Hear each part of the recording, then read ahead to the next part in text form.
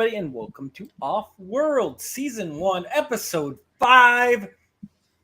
Hello, Anru. He is first. He's in the chat. Who else we got today? Roll call. Oh, I'm Jesse. Oh, that's it? That's Jesse. Hi, I'm Curtis. I'm Sean. And I'm Matt.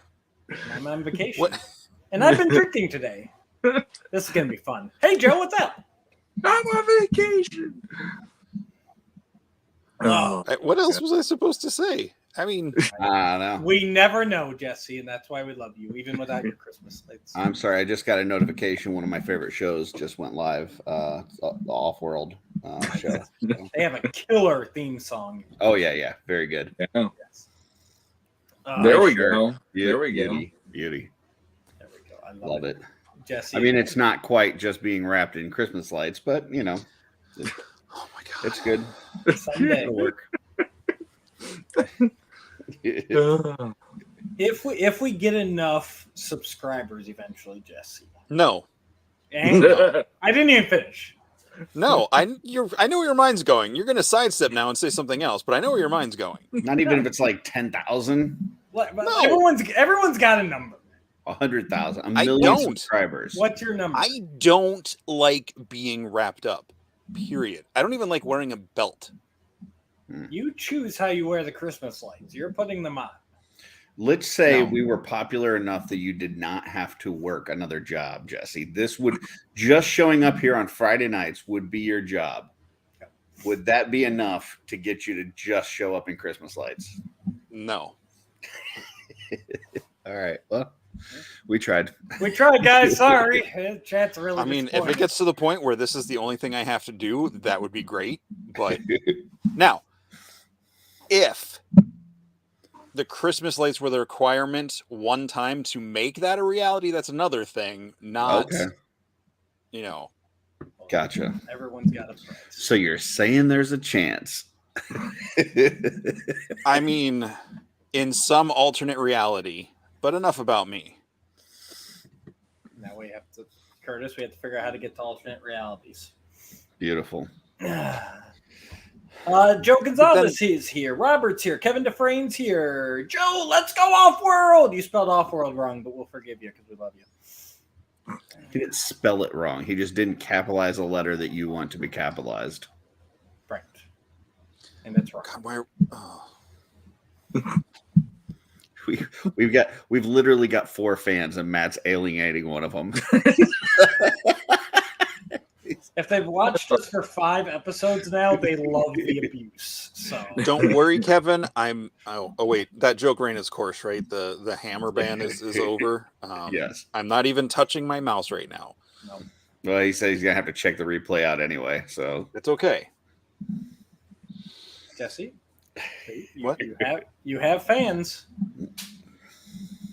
nice. I don't know how to handle this, so moving on. Moving on. Jesse wants to move along. But Oh, yes. Nice. We are just 100% drunker. Pickups? Anybody? Man, I got stuff. Okay. So I grabbed. I usually like to find all my stuff in the wild, but God, there's a story with it. this guy was getting harder and harder to find, and Amazon had him, it was Amazon. One left, less in retail, so I did pick up the CGI He-Man from the Masterverse line. I have the Skeletor already. It's amazing, and so this was definitely a need to have. And yeah, all the earlier waves are becoming very hard to find right now. Your definition of an amazing toy is CGI Skeletor. The Masterverse. Okay. Now, granted, the regular cartoon line, that's the best $10 you can spend in the toy aisle right now, and I will fight I anybody disagree who with you. says it's not. But I'll disagree with that. I'll fight you then, naked or Okay. otherwise. But yeah, definitely these CGI in the Masterverse are top notch. I think they're some of the best figures that Masterverse has out. I love the CGI series. I think it was great. I love the It's an amazing designs. series. Yeah, I think it's a lot of fun. Needs to keep going. Oh, I like the series. I think the toys are complete garbage. But that, hey, that's me. You know, I'm not into garbage toys, but that's fine. Some people are. It's cool. Have you played with the Masterverse yet? No. Oh boy. No. Well, then you can't I know we're not like rated for kids, but I mean, I think even YouTube has limits. Yeah, the beefiness of these characters really translates well to Masterverse. So very nice. Sean, you get it, even though you're being awfully quiet tonight. And then the second thing I've got is the Empire Toy Shop mystery box. After 3 weeks, finally showed up to me, and I waited for you guys to see what I got. Did you get that like 2 weeks ago? He did, and he waited to open it up here. He's that guy. Earlier this week. That's cool. I like surprises. Surprises are good. So the only ones that I was hoping it was a troll. It definitely looks like a troll for sure. That's my bet. I mean, If maybe you like pour water on it, you'll get a bigger troll. Magic Grow. Oh, spoiler alert.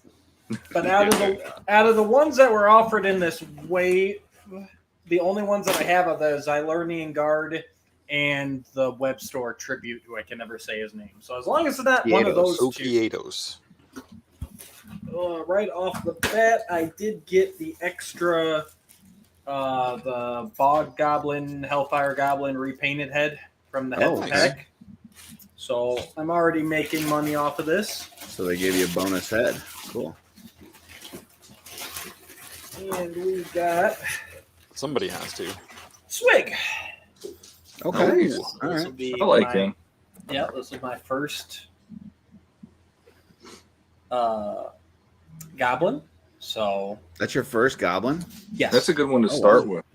Yep. I have no goblins up to this point. So everybody's got to start goblin somewhere. Yeah. Oh, yeah. That's true. Good thing about him is he has the same armor as 90% of the other goblins. So that's good. Awesome. Hopefully it's in a different color at least. It is. And he's got fancy purple cloth, so he does. Can't go wrong there. And he's got the 1.0 pauldrons to like change up the look. So yeah, nice. Yeah, and he's got man hands. He's got man hands. He's got 1.0 size hands. I still don't. I'll be honest with you. I still don't know the differences between 1.0 and 2.0. All right, you're just intentionally trying not to know at this point. Yeah. Yeah, because I don't do pop and swaps or anything, and I don't read the articles. So yes, I mean I'm not. I mean, it's not that hard though. It's not like it's a difficult concept. The 2.0 are the skinny ones, like the females and the elves, and the 1.0 is the bigger ones, like the barbarians. So I don't know. But you just said he was a 1.0. He's a 2.0, but he has 1.0 hands and 1.0 pauldrons. So very simple. Yep. Yeah. Yeah, he's got the bigger hands and bigger pauldrons to make him, have some weird goblin proportions. So what's up, Toy Locos? Toy Locos. Awesome. All right. That's what I got. Who's next? Are we doing this way or that way? Oh, I don't know. It's like throw stuff. Show me stuff. Jesse.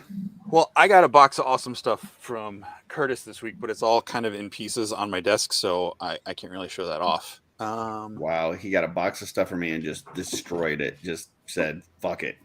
It was a box. You were like, I'm going to send you some fodder. And like, cut my toys into pieces. Oh, I made a. Oh, nice. I made a Xylernian orc. Nice. Very cool. And tonight on the way home, I stopped at Walmart, and for $10 each in the toy aisle. Now I have that's like CGI He-Man figures. Yeah. Oh, that's much better than CGI He-Man for that price. The $10 ones, yeah. Like the Yeah. articulation on these things for a $10 Jack Pacific is crazy. Like Let me see knees, them again now that ankles. you're big. Oh, you embiggened them.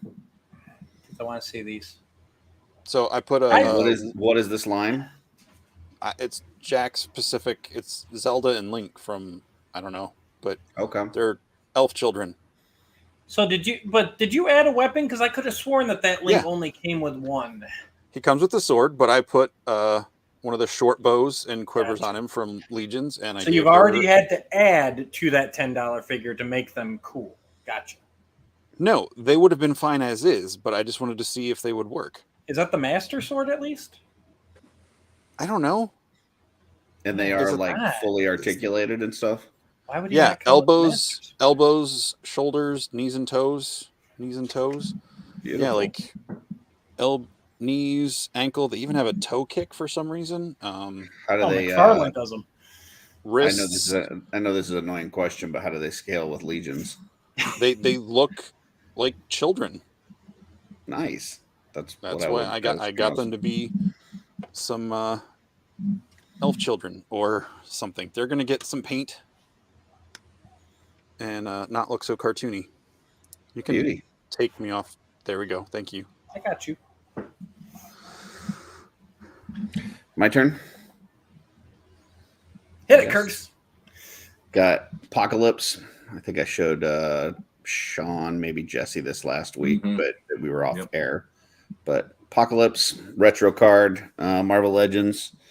Then I got Jubilee with a little special effect that I bought from a third-party person. Nice. She is cool. And then today I just opened up my Mafex Nightwing, and he is badass. Love him. Love my Mafex. So I still say that spinny effect on the nightstick works so well. it's very nice. It makes my head hurt because I know it shouldn't be. Yeah, Mafex is killing it right now. So I've got several more. I've got Batman, I've got Magneto and Steel left to open, but I'm trying to pace myself so I don't run out of stuff to open, and then I'll be sad. So I think I went to sleep once because I was so tired and it had been such a long day that I didn't open like a single Mythic Legions that I had to open. And I think it was even like a builder, like an army builder. And I was disappointed in myself the next morning. Meanwhile, I'm the guy who will just go forever without opening stuff just because I want to wait and have that delayed gratification. Yep. Yeah. Nope. I was the kid opening my Legos in the car, putting them together on the drive home. Nice. You Sean? guys Well, this was the week. Oh boy. Nice. hang on, let me fluff him. Let me get him up there. There we go. How long's the show? Ooh, those He-Man look nice behind you. Like that. Yeah. That's beauty. So, Empire Toy Shop. I'll start there. They had a sale on the deluxe builders last week. It ended, I think, on Friday, if I remember right. So I ended up going with the Gladiator, which I had to sell earlier this year. So I got my Gladiator back, which is cool. And I got the Barbarian back, which is cool. And then I ended up doing, because this is something I do not do. I've already said this a few times. The female figures in Mythic Legions typically are not ones that I gravitate towards, but for some reason... And those are 2.0s, right? This is the 2.0, yes. Okay. I ended up getting her, the Lady Averona. I don't know why. I just was like, there's something about the way she looks, and I'm like, I could dig this. She almost has this like bounty hunter vibe about her. So I ended up getting her. And then, because I love these and I had to sell mine originally too, I am back in business with my Barbarian builder. That makes me thrilled. Nice. I also have, and there's more. I also got on Instagram the other night, I saw a guy selling this for $20, and I said, I will do that for $20. Oh, nice. I love You'll do that this for 20 bucks. figure, the face of and everything. That it's one of the things about Marvel Legends that I will always give them praise for. Is I really, really like the way that the women's faces look in those figures, and she is definitely one that she caught my eye for quite a while. But for $20 shipped, I was like, yeah, I'll do that. And in honor of Jessie, I also got her. Wow. She just came in. You took a couple weeks off with no figures, and you came out firing, man. I came out with 2 right hooks, 2 left hooks, and throwing haymakers. also a Thunder Punch. Oh, Eternia. Wow. He just showed up the other day too. This, I think, is the one that I ordered from Mondo, but there will be another one coming in that Mondo provided as a review sample. Oh, nice. So I will have 2 of these, and I will be doing a video on the channel probably in like the next week or so to really go over this figure, go over all the goodies and stuff. But I will say, definitely this battle axe. Is it translucent? That's cool. They're translucent. This Yeah, it's power supposed to have sword battle armor too, right? and this battle armor is pretty darn Nice. sweet. Nice. So I will be doing a more in-depth review later on. But yeah, that is my. I mean, I have like freaking 4 barbarian builders right next to me. I got the other ones. It's like this was a good week. So it's about time. I'm freaking tired of not having things. Man, you nailed it this week. Yeah. Now next week I'll have nothing. That's okay. But this week was Christmas. So I think this is the first week since we started that we all have stuff too. Nice. they had to have an event. So yeah. So I got to take a minute here and thank everybody so far who supported me and Sean from the beginning, since before all of this, OffWorld, the Legends verse, all that. But I did say it was coming, and as of right now, we are shutting down the Legends of Grayskull podcast group, and we are putting everything over to Legendati. Oh, okay. They've got a place to go. Okay, cool. Yeah. Man, But I yeah, was it nervous was- there for a second. I was waiting for him to go. All 5 people have nowhere to go, and I was No, I was not going to do that. It was actually kind of cool seeing how many, because we didn't always have a ton of interactions over there, but just seeing how many people were, upset that the group was going down. It's like, okay, even if people weren't always commenting, they were still there. And I know I've been that way with a lot of stuff too, where I'll just, a lot of groups and everything else, where I'll just check it out, but I won't actually I won't actually comment or anything. So, but yeah, yes. I was checking out. I know you guys made a post in the Legendati, kind of asking for like questions and stuff for your most recent show. I was really impressed with the responses there. A lot of them focused around some sort of special guest that they were requesting or something. I don't know. It was interesting. So it was good to see. Don't remember that. Yeah. I must have blocked that out. the fan vote. Yeah. Yeah. All Stars 7. All-Star 7 plus. I hope they stop releasing new items in All-Star Waves. I hope they take it back to the basics. It's supposed to be the reissues. So I love how half of the video is just us. The other half is this. They don't want to deal with anything right now. I love it. And it's like, I don't have an opinion one way or the other. It just amuses me to and be I know I'm those just rich happy to be here. guys up in their towers that were there and could afford all the old figures and everything. I know they're looking down on us like, you peasants, but you know what? It's a good opportunity to get some stuff that you missed. The old And figures are trash. Just get the new figures. Stop worrying about the past. Don't live in the past, man. As Brody says from Mallrats, you face forward or face the possibility of shock and damage. Of course, he says that right before he turns around and gets hit by a ladder, but, you know. Anyway. Good times. Yeah. At least there's something for everybody. I guess Not a that's why they schooner, it's a started sailboat. mixing these waves. The Easter Bunny isn't real. Schooner is a sailboat, you dummy head. Oh, I love that movie. Jesse, no Mallrats for you? No. I love Mallrats. Oh, okay. Cool. Gotcha. I was just trying to change the subject because Matt was trying to start a fight. So, but I never. I was just offering my own personal opinion. Since I wasn't allowed on the reveal.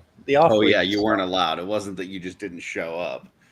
Which, by the way, yes, thanks for everybody that joined us last week. Excellent episode in terms of response from everybody. Had a lot of comments afterwards, and it's by far our most viewed episode. So thank you very much. Also, a lot of response for the tour that I did of my collection. Hopefully we can get a collection from these guys as well. It seemed like that was very popular. So I know we see some stuff behind you guys, but yeah, it would be cool if we could get a tour from you guys as well. I think would be awesome. So yeah, that's definitely planned. Like I told you guys privately, I did finally get everything unpacked. It's the first time since I've been married that all of my collection is out. So yeah, that was definitely part of it. Is I wanted to get everything out before I did a tour. So it's not like, well, here's the bare shelf where some of my figures are going to go. But now that everything's out, for sure that's coming. Cool.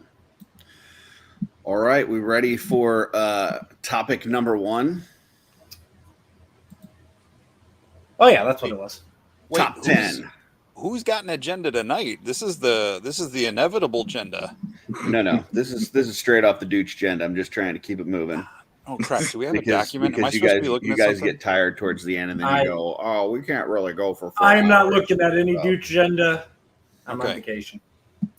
All right. So this is the top 10 toy action features or gimmicks as voted on by us, the 4 people of the show, because we are the only ones that were participating. So, all right. With that, number 10. Hold on. Go ahead. I just want to say that I agree with both Eddie and Joe, and I will not forget my past and where I came from. Okay. Cheers. Yeah. I mean, it's Salute. Like, All right, number 10. I remember the old He-Man figures back from the 80s, but when classics came out, I wasn't telling Mattel that they needed to re-release the stuff from the 80s. That is a different line of toys. Totally You separate. realize literally what Mattel did Number before 10. they did anything was release. Number 10, we've got superpowers. And we got a little commercial here, so let's take a look. The ultimate evil, Darkseid, attacks. His horde of villains spread chaos and destruction. But now they face Earth's mightiest heroes. The Superpowers Collection explodes into battle. It's Kenner's Superpowers Collection. Figures with power action, each sold separately. Who's Batman's friend? His Firestorm squeeze him. His power action will destroy evil. Evil like Calabac with his Beta Club or Desaad with his lethal shock machine? We shall see. The Superpowers Collection. Batman, Firestorm, Calabac, Desaad, and other figures with power action, each sold separately from Kenner. So there you go, number 10, I'm bringing superpowers. Callie back. I believe this was your selection, Sean. You want to talk about this a little bit? Yeah, I mean, honestly, I'm not the biggest fan of action features or whatever. I'm usually the guy that wants to just do what I want with my figures. But with that being hand in hand with the fact that Kenner came out with a really beautiful toy line of the the DC superhero characters, I kind of forgave him in this instance. And I was just happy that, hey, I got like a legit, this is a cool Superman figure, Batman. And like, it introduced me to characters like Firestorm, who became one of my absolute favorites over at DC as well. So yeah, it's always had a place in my heart. And those are also figures that I still have them. They're not displayed typically prominently, but it's just, it's one of those lines that there's a nice nostalgia because I grew up knowing those characters before I even knew He-Man. So Yeah, for me, it works. I like when it comes to the action feature, since that's the whole point of the topic. I like that, Aquaman, you could get him to have the kicking motion with his legs or whatever. Hawkman, you squeeze his legs together and his wings would flap and stuff. And it was kind of fun. Okay, Superman walks up to Lex Luthor and you just punch him, and so it's like, hey, it was a fun concept for the time. Yeah, when we were making our selection for this did not even cross my mind. And even after you guys voted for it, because I couldn't even think, I don't know, for some reason I just didn't think of them as action features, which it makes sense because they totally are, but it just didn't pop into my head. But now that you said that about Firestorm, I'm kind of the same way. Like, I didn't know who Firestorm was before this line, but it made me like him. I didn't know who Green Arrow was, but it made me like him. You had Darkseid with the light up eyes. So there was a lot of really cool stuff with this line that and the Hall of Justice, like that might be one of the coolest play sets that came out in that time period. Yeah, even like the Batmobile that Batman had, that was actually a really cool vehicle. It had I want to say it had at least 4 or 5 special features to it that as a kid you could hit a button and there'd be clamps that came out of the back to catch the crooks or whatever. And there was a ram thing in the front, and then the headlights popped up. The headlights would pop up, yeah. So you had things like that, and they even gave you a kryptonite accessory with Lex Luthor's ship in that, which I thought was awesome. And I, as a kid, I remember that Superman ship. In fact, I've got it in the garage. I've got one I had to pick up because it was just so nostalgic for me.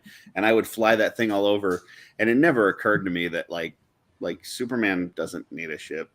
It was just so silly, but it was a cool little ship. I loved it with the little red translucent thing that closed on top of him and stuff. And if I had to use it, because I did have that, and I had the Lex Luthor ship, Superman's, and the Batmobile. And if I used the ship for Superman, it was usually he just fought Lex Luthor and Lex shot a kryptonite ray at him or something. So then he calls in the ship to help him get out of there. So it kind of worked in play. There was a play value to that ship. And then like you said, the cockpit, the visor was red. So I had it it's imbuing him with the red sun energy so that he can get back into battle faster. But no, it was cool because they were releasing figures that if you just were a casual, I know who Batman, Robin, Wonder Woman, Superman are, but then all of a sudden, like Firestorm, Cyborg, Samurai from the Super Friends and stuff, Shazam, all those characters started coming out later on. And it's it's a cool introduction to those figures if all you had was a casual knowledge too. Jesse, you got anything on this? I just know the guy on the far right of that image is really sad. Okay. he's not too happy. He's not happy. He's not too happy. He's just sad. No, I mean, I like them as I think I had Superman and Batman. I thought they were cool. I hated the play feature of them because every time I would try to pose Superman, I would crack the arm because I couldn't pose him. I think we probably should have started with that, just so everyone knows. Jesse did this topic in protest, so just be aware. Jesse will always take sculpt over gimmick. So there you go. What about you, Matt? You got any nostalgia for this line? Just I remember, I never even actually had any of those, but because he wasn't born yet. Neighbor boy, 2 houses over, he had a ton of them. It was one of those things, back when we were kids, it seemed like you never collected what your neighbor had. Maybe that was just us, I don't know, but he got all the DC stuff, and I would get all the Turtles, and then we would hey, come play with my Turtles, and I would go play with this stuff. But I remember them, and it was just like you guys said, it's awesome just how they incorporate each of their powers into an action feature, and they're just a great line for that. So they didn't come out at the same time, right? What's that? These and the Ninja Turtles. No, whatever. I'm just saying. Like, I also didn't buy a lot of. None of us bought a lot of new toys. There was lots of. Your story sounds kind of suspect. That's all I'm saying. I'm just telling you what he had and what I had a majority of. By the time that I had gotten this line, I was past the point of my playing period with toys, and I was at my period where I was just kind of displaying them and trying to come up with certain poses or whatever. I would set them up and then I just wouldn't touch them. And I remember I had like everything in this line. Like I had the little probe vehicle for Firestorm. I had all the characters, all of Justice. And one day I came home from school and they were all gone. Yep. And my mom had given them away to like these. My mom and dad had this other couple friend that they had a little boy and he didn't have a lot of toys and stuff. And they were kind of on hard times. And she took all of my superpowers and had given them away.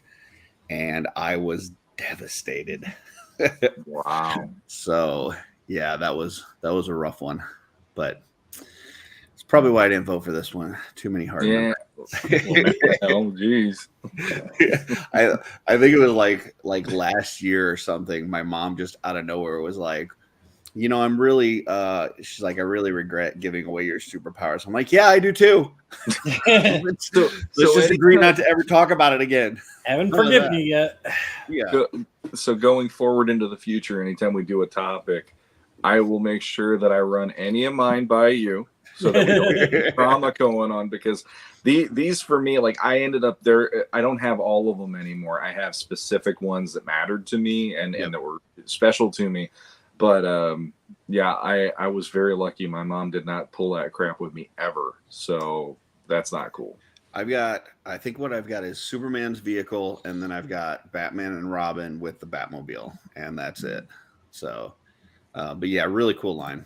So, we ready for number 9? Number 9. Here we go. Woohoo!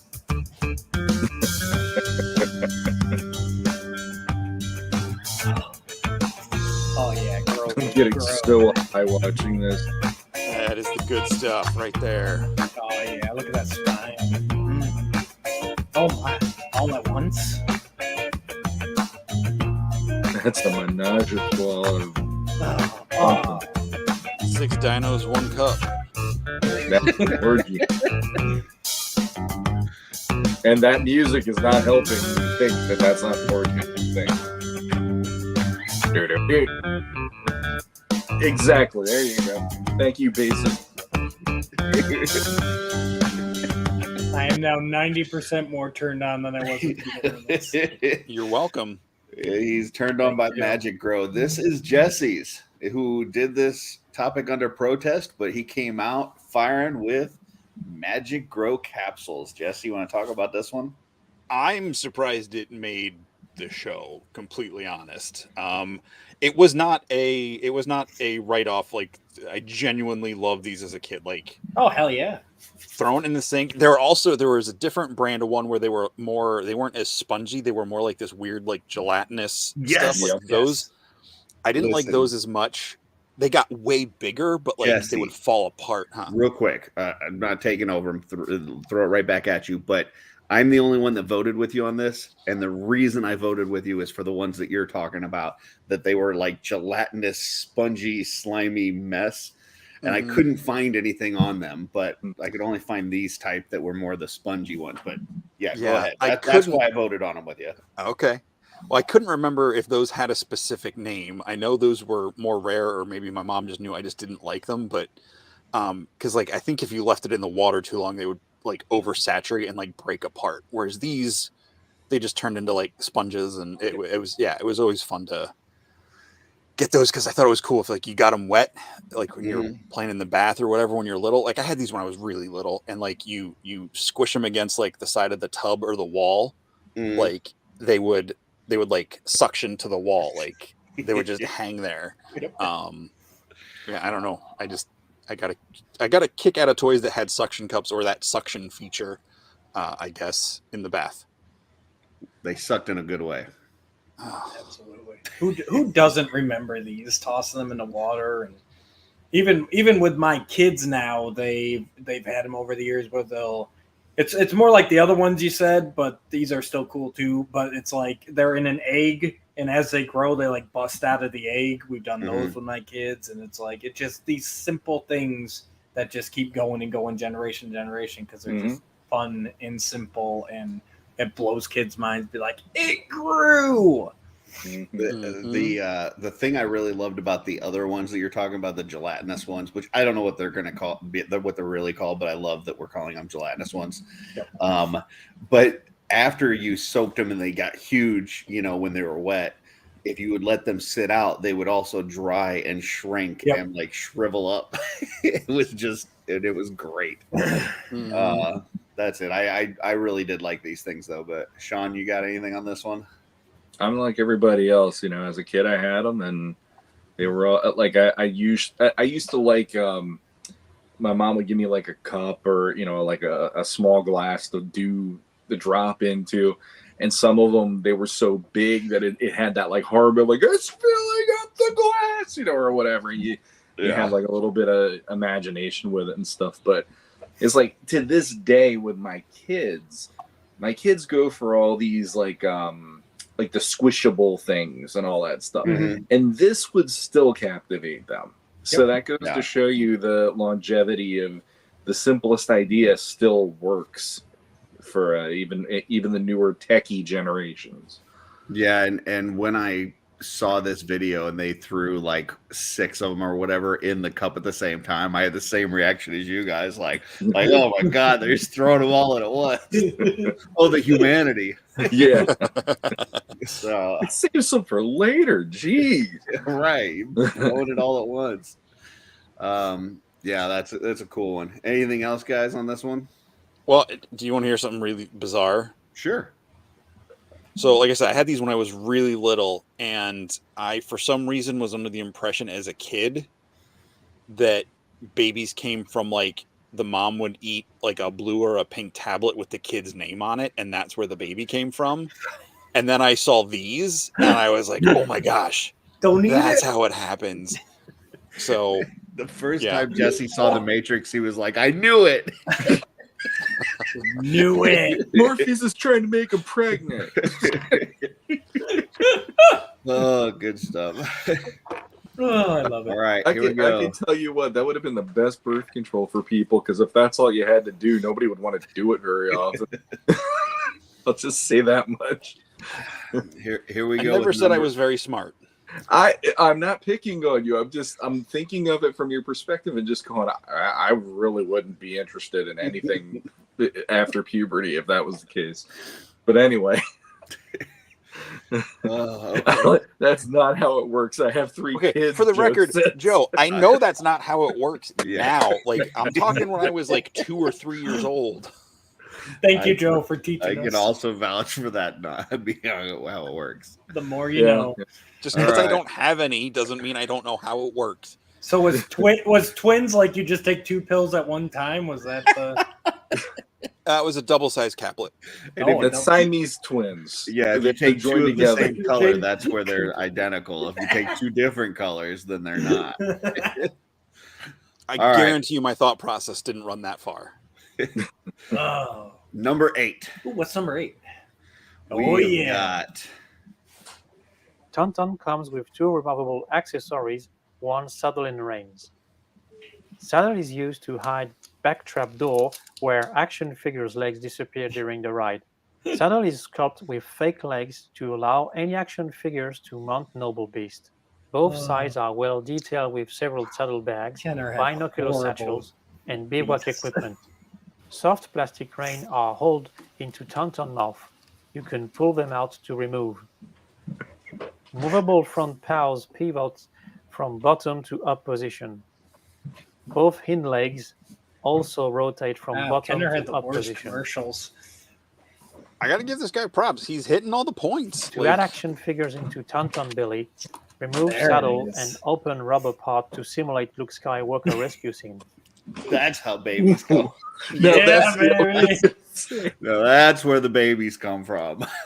He is Tauntaun an ugly bellies. Tauntaun. Let me tell you. I thought they smelled bad on the outside. Yeah. That would have been great if they had like a scratch and sniff feature in there. Oh gosh. Oh, Oh, that does smell awful. on. So this one Just was shove a mine. stinkor in there. I could not find some of these. I couldn't find commercials on, so I found a little clip online. I forgot to. We'll add the where we got these clips from in the description. But yeah, this one was mine because I just remember that feature of the, in the belly. I actually had forgotten that you could put the legs in on the top and that it had the sculpted legs on the side, which makes sense based on the articulation of those Star Wars figures. But I just always thought it was cool that you could, put Luke inside of there and stuff. And yeah, I just thought this was kind of a neat feature for being back then, for sure.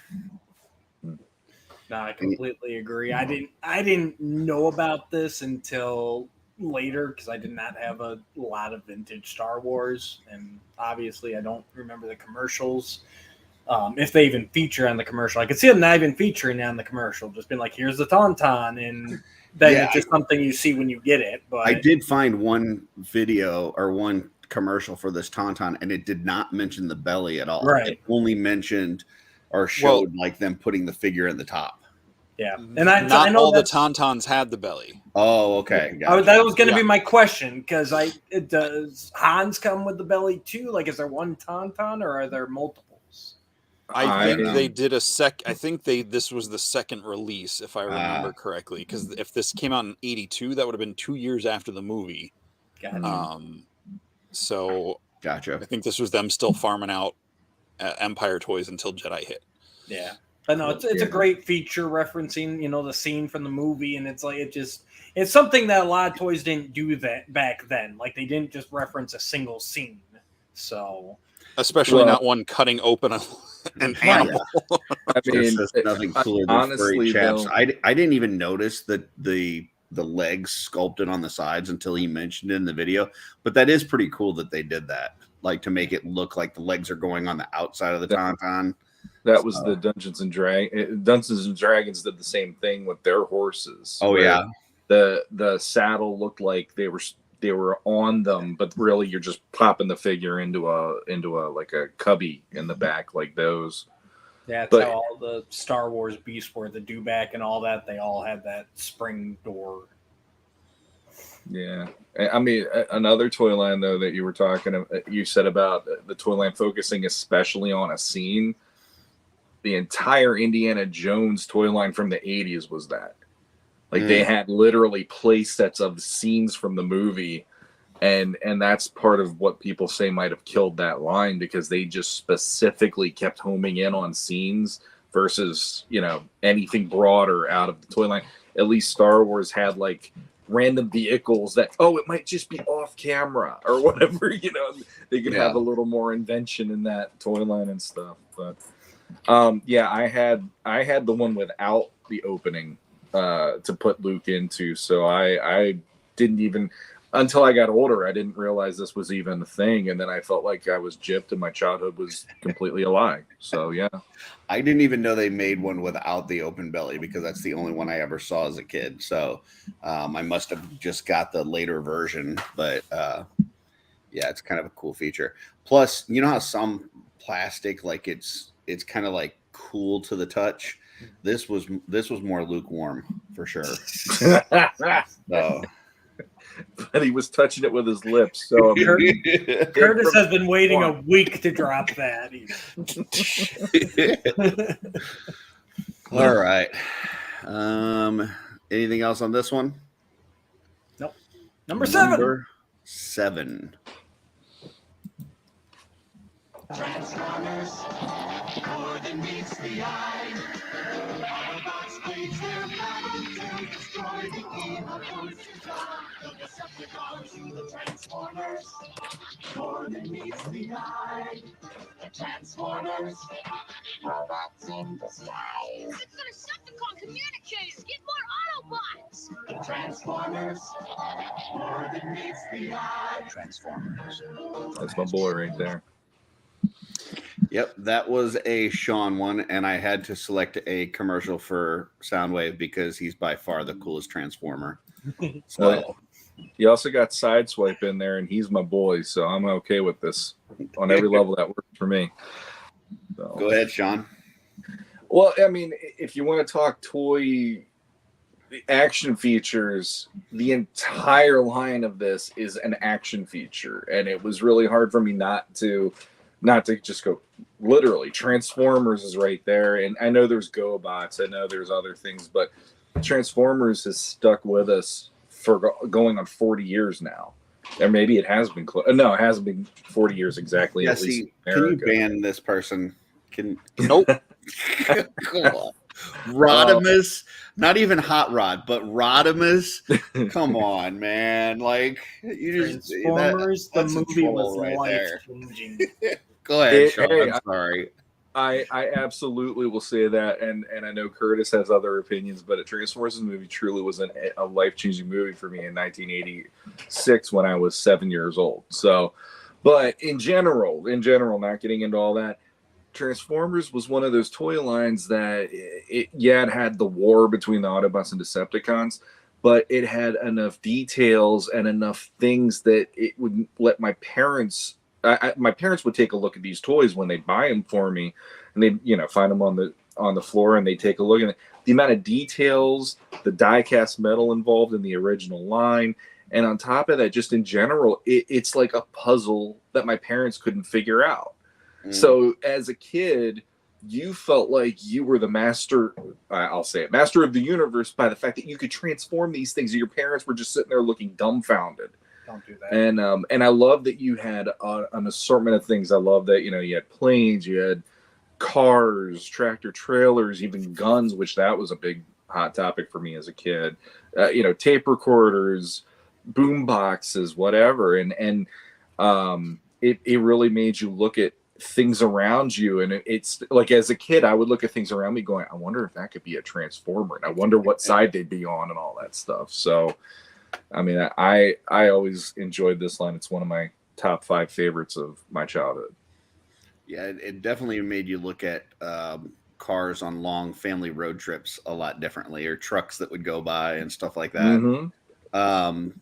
I will say this is the one toy line that I don't know that it's ever gotten better as the years gone on. Like, I think G1 Transformers are better than any other Transformers that have come out. It seems like they tried to, as other waves came along, they tried to make them more and more complicated to transform, and you had to went from like 5 or 6 steps to 150 steps to transform something. It's like the beauty of it as a kid for me was you could quickly go from one to the other. You didn't have to spend an hour trying to transform this thing. And plus the parts, like feeling the weight of like a G1 Optimus Prime, like with the metal parts and stuff like that. Like I don't know, it was very satisfying to have some heft to a toy like that. I'll give you credit. I'll agree with you on the G1, at least the property of the cartoon and the look of the vehicle modes. I think up until the last couple I'd gotten from the new, Siege, War for Cybertron waves, I think the transformation and the robot modes are far superior to the 80s. When you're saying superior, you're talking about the look, or you're talking about the actual way that you transform it? I like the transformation on the new stuff better, and I like the robot mode better. But it doesn't have the die-cast metal, which is definitely a unique, really great anchor of the original line, and the look of the car modes in the original line were great. Yeah, I just think the simplicity of the transformation and the metal for me is what makes G1 just so great, in my opinion. But I mean, that I've seen some other stuff that people, I mean, I don't collect new age Transformers, but I know people that do, and some of the stuff does look badass. But I also know when you go to try to transform it, it takes about 2.5 hours.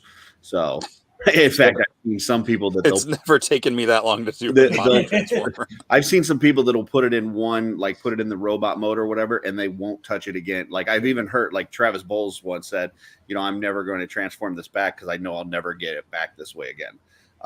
And that's not the coolness of a Transformer. Like you should be able to quickly go from one to another, in my opinion. But yeah, better than Beast Wars.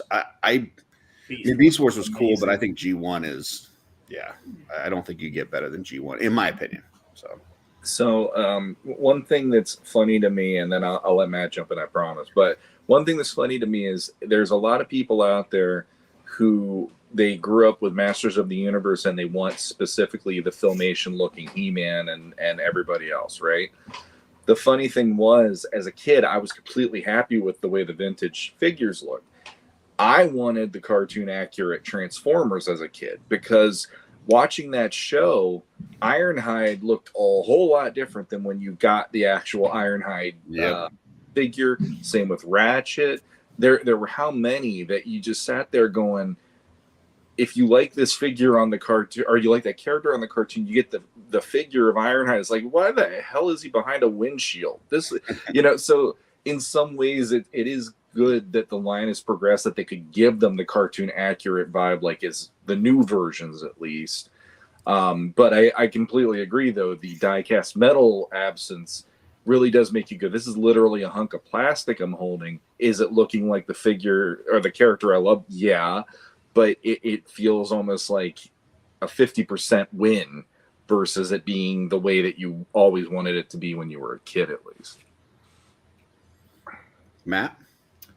I really don't have much to say. I had literally one Transformer as a kid, and the only Transformer I remember watching was the movie. So I know Curtis really doesn't want to hear my opinion. But I definitely agree that they are one of the top action features. Like they have withstood the test of time. And yes, Jesse. No, go ahead, finish. I'll let you finish before I. That's it. That's all I got. Okay. I really don't have many memories of these as a kid. So okay. I'm going to argue. I think I voted for these in the list because I love Transformers. But I don't think these should count. Okay, why is that? They count because it wasn't the whole line, like the whole concept of the Transformers is the changing. So to me, that's not a gimmick. That is the material, right? Whereas like the superpowers wave, it's like, oh, here's Superman. You squeeze his legs and his arms punch. So to me, that's not a play feature. They got into the play features later with like the headmasters. Magic Grow capsules shouldn't count because all the Magic Grow capsules pop open. Yeah, to me, this is a gimmick because when you're playing it, you're taking a truck and you're turning it into a robot, and vice versa. Depending on the storyline of how you're playing with it. So, I'm not trying to get anybody to agree with me. That's just my opinion on it. Well, and the whole line's built off one gimmick. Yeah, is what it is. Unlike Masters that's why of the I Universe, nominated that. It's where they have literally the biggest gimmick I've ever seen. Okay, here's what I'll say. Like I was saying earlier that I think G1 is the best, and they haven't gotten any better. But I will say that I get when people like more of the new stuff that does look a lot cooler when it's transformed into a robot or whatever. It resembles the robot that you want to see more than maybe a G1. I get that. These people that buy the Transformers that don't transform, that I don't fucking get. I don't get that at all. Like why are you buying a Transformer that does not transform? What is the point of that? It doesn't, because they want that animated look that Sean was talking about, which is that no. Get if it's not transforming.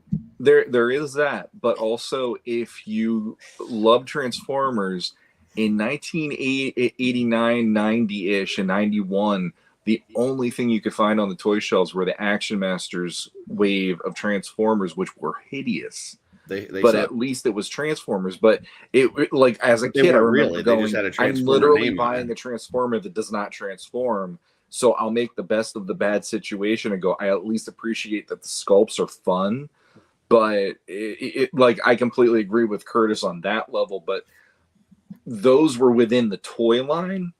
The ones you're talking about are more collector's pieces. Well, I'm talking about like even like the Super 7 ones that they're putting out now. They're doing like those ultimate ones that don't transform. Why the hell are people buying those? I don't get that. Okay, this comes back to my whole point. You can have Masters of the Universe figures without the play feature. You can't have Transformers that don't transform. Yes, you can. There are 2 lines right now of Transformers that don't transform. I think you can have them because they do, and somebody's buying them. I just don't know why the fuck they are. Okay, all right. I just think they're. I don't know. I don't get that. I'm grabbing another beer. Move on to number 6. Number 6. Sky Commanders, where all the action is above the ground. Each sold separately with a figure, as Battle Track Protector sets his defense. Battle Track locked. High above, the evil Jackal Raider takes aim. Sky Commander, head for cover. Nice Jackal. Miss me, Raider. Rapid deployment. Counterattack. Charge. Sky Commanders, protectors of the high frontier. Got him. Yeah. Battle Track Protector comes with everything seen here. Other vehicles sold separately. New from Kenner. Did that thing really win? What the fuck? It's number Who 6. voted on this list? It was not voted on or put out by me. I don't know who put it out. So whoever's got I did. Okay, have at it, man. I thought these were great. I only had like 1 or 2 of them, and they were like the really basic ones. But like the ones like this, like that Battle Track or whatever the hell it was called, like just the fact that I just imagined having like metal tracking through the roof of my bedroom, like the ceiling of my bedroom, where I could just have all these different like zip lines and characters going around and everything. And I don't know, I just thought that was really cool. I was watching that commercial. The first thought that I had, and I don't know. I guess me as a parent nowadays, I'm just picturing like my mom or my dad going out into the backyard to go do something, and then all of a sudden they get tied up in all the zip lines, and all I hear is a whole bunch of swearing out of my dad's mouth for the rest of the afternoon. How I tried to kill him. That's basically what Joe just said. Like I had one of the figures of this line, so I think for me it was the design that was eye-catching versus the play feature, because I really didn't have many options in the house to do the play feature that it was effective or whatever. But the designs of them almost had like it almost felt like an offshoot of the Superpowers vehicles or whatnot. So I didn't have any of these. I have no nostalgia for these, and I don't really get it.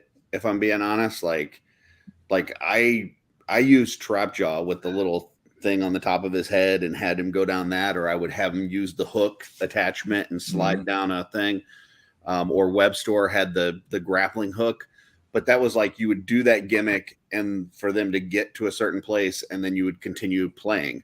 This is all zip line, so I don't know how you do, like you run it down the zip line and then what, you take it right back up and do it again and you just keep doing it. I don't get this. This doesn't it. I didn't understand it as a kid and I don't understand it now. So. I wish Curtis would have been in on them child testing this and him just go off the bat. He'd be all tied up in the string. I don't get it. I'm like Tom Hanks from Big. Like I don't get it. It's a building that turns into a rope. What's fun about playing with a building? Like I don't know. But okay, Matt. I didn't even know these existed till like a year ago when someone else. How did this get to number 6? That's what you and Sean voted on it. I'm legit. Oh, okay. You guys voted high enough. But yeah, I can't believe this beat it out. Transformers. I'm right there with you. Yeah. All right. Anybody else have anything to say on this? I see the dog doesn't even believe they beat out Transformers. That's how crazy. All right, number 5. Got to be better than Sky Commanders. Chewbacca, this way. Marv! Take me to Han Solo and Princess Leia. I must warn you. New C-3PO that you can take apart, and other action figures each sold separately. What happened? Han, Leia, sneak attack. I'm all in pieces. What a mess. Put him down, Chewie. How's that, C-3PO? Wonderful. Marv! Chewie says you have great legs. Han Solo, new C-3PO with backpack, and other action figures each sold separately from Kenner Star Wars, The Empire Strikes Back collection. There we go. It is C-3PO with detachable limbs to be carried around by Chewbacca. This one was mine. I put out there.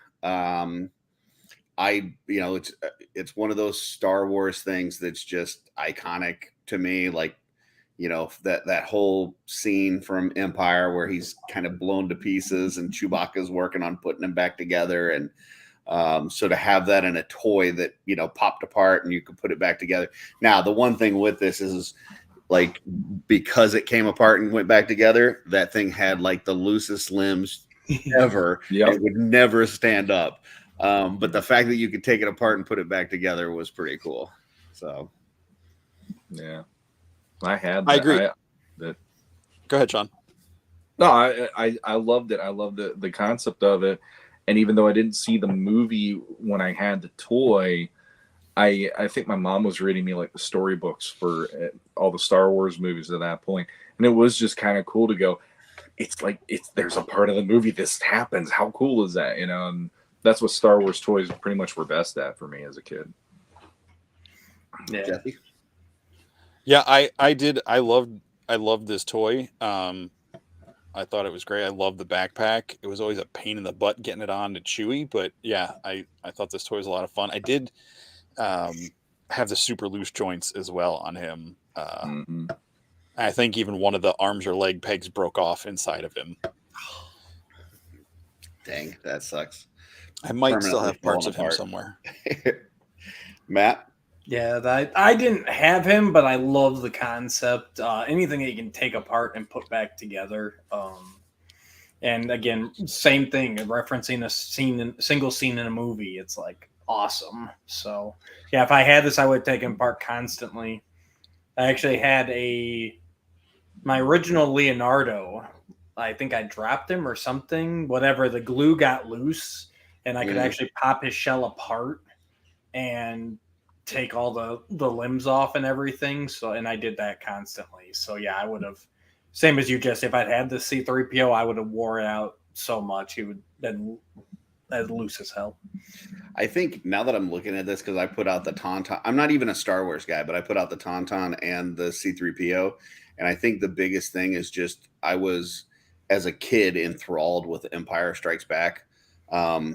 Like, it was the first movie I remember seeing, like, at all. Like, Jedi was the first movie I saw in the theater, but Empire is the first movie I can even just remember, like, as a kid. I remember going over to my cousin's house, and his parents were pretty well off, and they had them, like, the VHSs. And I don't know if you guys remember, but back then, like, if you had VHSs in the early 80s, like, you had some money, because you had to, like, put out super big bucks in order to own those, as opposed to just like renting them. And I remember seeing Empire on VHS, and I just thought it was so cool. and so, yeah, being able to recreate that scene and, do that whole, both of these with the Tauntaun and Luke, and then now this was C-3PO. It was just a really cool way to let kids kind of redo that movie, because it's one of those things that once I left my cousin's house, like, you knew you weren't going to see Star Wars again for, a few years. And so this is a way for you to relive that and play that movie over and over again with your toys. So. Absolutely. Cool. Anything else on that one? It just reminded me. Go ahead, Jeff. No, I was always confused by the Empire Strikes Back toys, because I was born in 79, so my parents say they took me to the theater when they saw it when I was like 6 months old or whatever, but I hope I wasn't annoying to people in that theater. But you know, I don't remember seeing it in the theater. So like I had no, the only thing I could do for Empire Strikes Back was what my brothers and sister would tell me about it, because we didn't have a VCR, didn't have a way to watch it. I don't know if it never was one of the ones that came on TV, because I know I saw the original one on TV from time to time. And then when Return of the Jedi came out, I remember seeing that in the theater. But yeah, I think I was almost 10, I think, before I got to see the entire Empire Strikes Back beginning to end. And it, like, because I remember we would set up the Millennium Falcon in the basement and, you know, take styrofoam that Dad would bring home from work from like an air conditioner or something and like turn that into the Hoth base. And, you know, like Han's up there yelling at Chewie for taking the Falcon apart and everything. And I'm like, I don't know what this is. So when I got to see that movie, it was like so big. Such a big deal for me, but so like, but I had, because I was a kid during that age, like I got all these Empire Strikes Back toys that I had like no reference for. Like they were in the snow. Luke was on the swamp with Yoda, and then there was the fight with Darth Vader. That was like all I knew. And then the cloud car. I love the twin pod cloud car thing. So anyway, yeah. Empire was the one set of toys that like where I live, you may get like a couple weeks of snow a year. That's it. But like as soon as that snow would come down, you'd go through your closet and dig out all your Empire toys and just run outside. It's like, okay, it's time to play with the snow ones. So yeah, that's cool. All right. Number 4. It's not on the screen. You're not sharing it. We can't see it. You're not sharing it, Curtis. We're not seeing it. Besides you sitting back. Now this one is in German. Just FYI. Masters of the Universe. Gebilde für Zauberin Sorceress zum Versteck des kosmischen Schlüssels. Vorsicht, Dämonen! Scareglow und Ninjo, aber Ninjo flieht auf Scuba-Takt. Und was führt Scareglow im Schilde? Immer neue Abenteuer. Auch als Comic am Kiosk. Das sind eure Masters. I love Scareglow. I can't remember Sean and I thought we both had it, but I could be wrong. Maybe you're right. But yeah, I obviously like glow in the dark is an amazing toy concept. To this day, I gesturing at the shelves you can't see. I am still obsessed with anything glow in the dark or translucent. So obviously one of the first that pops to mind is Scareglow, being a huge Masters fan. But it really could have been any glow in the dark thing. I'm just a sucker for it. There's even been stuff I'm like, I can pass on that. Wait, but did you know it glows in the dark? Son of a bitch, I got you. Sean, I assume you're in the same boat. I think in the case of Scareglow in particular, I like how that feature plays into what his deal is, especially. It makes it even more interesting to me than just a glow-in-the-dark feature, but glow-in-the-dark in general, like one of the first ones I still remember is like the Remco Universal Monsters. The second wave they made were the same figures, but they glowed in the dark. And as a kid, I had the I still have them. He's over here. Hang on. I have the way to be prepared, Joe. Didn't realize I was going to have to do this. So isn't everything scary in German? Yeah, everything's scary in Germany. Nice. So the Creature from the Black Lagoon from Remco. And the NECA ones are actually replicating that as well, which I think is really cool. But yeah, with Scareglow in particular, I really dig that it's like the minute you see the glow, you start getting scared and you're basically just, caught in fear. Yep. So it makes you almost like as a kid, I was freaked out by Leech with the whole he could suck the power from you. So if I would have had Scareglow, it would have been like I can't see him when he's glowing because oh my god, like I would have had to hide him away before he started glowing, just out of my own brain going, yeah, that's when you're going to be afraid of everything now. So yeah, I never knew of Scareglow when I was a kid because kind of that line, at least in this area, died out by the time that wave was available, and so it was not even in stores. Like you couldn't find this stuff. Yeah. So I never knew about Scareglow until I was older. But I will say that concept, like Matt was saying, as far as just things glowing in the dark, was one that was really cool as a kid. I think there was a Swamp Thing one that glowed in the dark. Yeah. There's some other stuff that was glow in the dark that I always thought was kind of cool. So. Captain Planet had Duke Nukem, who had a huge glow. He was awesome. Jesse, and even now the Super 7, the Thundercats were doing it with the Mum Rocker and stuff like that too. Yep. I have zero memory of this figure as a kid. Like I mean, it might have even been when I came back here in 2011 and started hanging out with Sean again when I moved back to Pennsylvania that I think I even knew about Scareglow. What about dark features altogether? Glow in the dark features. I think I've always enjoyed that. I mean, I think one of the first glow in the dark things I had as a kid was like a pair of like Star Wars pajamas or something that glowed in the dark, or maybe it was Transformers, because I think it was like Optimus with like the grid behind him or something. What about or glowworms? Yeah, glowworms. That's what I was thinking of. Thank you. Yep. I couldn't think of the name. But they just lit up, didn't they? They didn't just no. They were glow in the dark. Oh, I thought they actually lit too. Okay. I thought they were glow in the dark, but I could be wrong. It could have been a nightlight. Okay. I mean, it definitely is a high dollar figure, mostly because there weren't as many produced as the other Masters figures because it was in a later line or later wave. And then on top of that, like they're easy to break, especially like the arms. Like I've seen a lot of broken arm sockets on those, missing weapons, missing cape. So getting a full Scareglow that's in good condition is, typically fairly pricey. You're looking $350. But yeah, I mean, it's a cool figure and the concept is cool.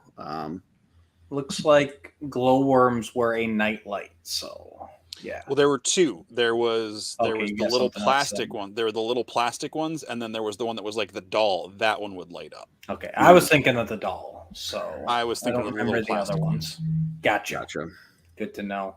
And the other thing that's really cool about getting the DTOF set up with the LED lighting is that LED lighting can like supercharge all your glow in the dark figures, so they look really cool when you turn off that LED lighting at night, especially when you put them under the black light setting. Yeah.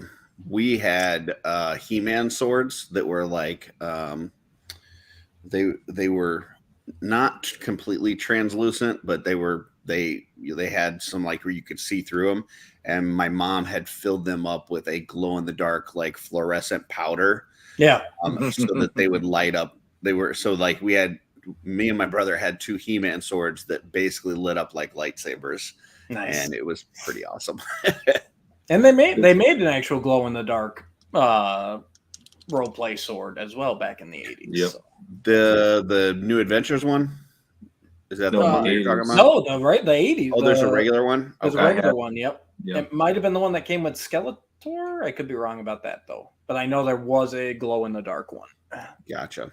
And for really quick, with Joe asking about, is Motu scary in German? This dude is from the German radio, or the German plays. The audio plays. Audio plays, thank you. Yeah. And the thing about him, number one, he's the most evil man in the universe.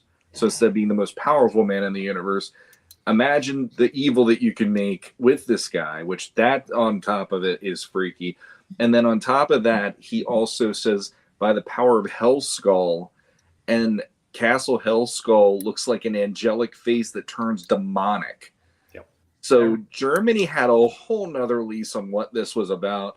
And to this day, it's definitely one where I'm like, slightly more spooky than I ever expected Masters to be, but I'm actually appreciating that. Everything is, and when it comes to scarier in German. Yeah, when it comes to evil men, Germany knows what they're talking about. So are you German?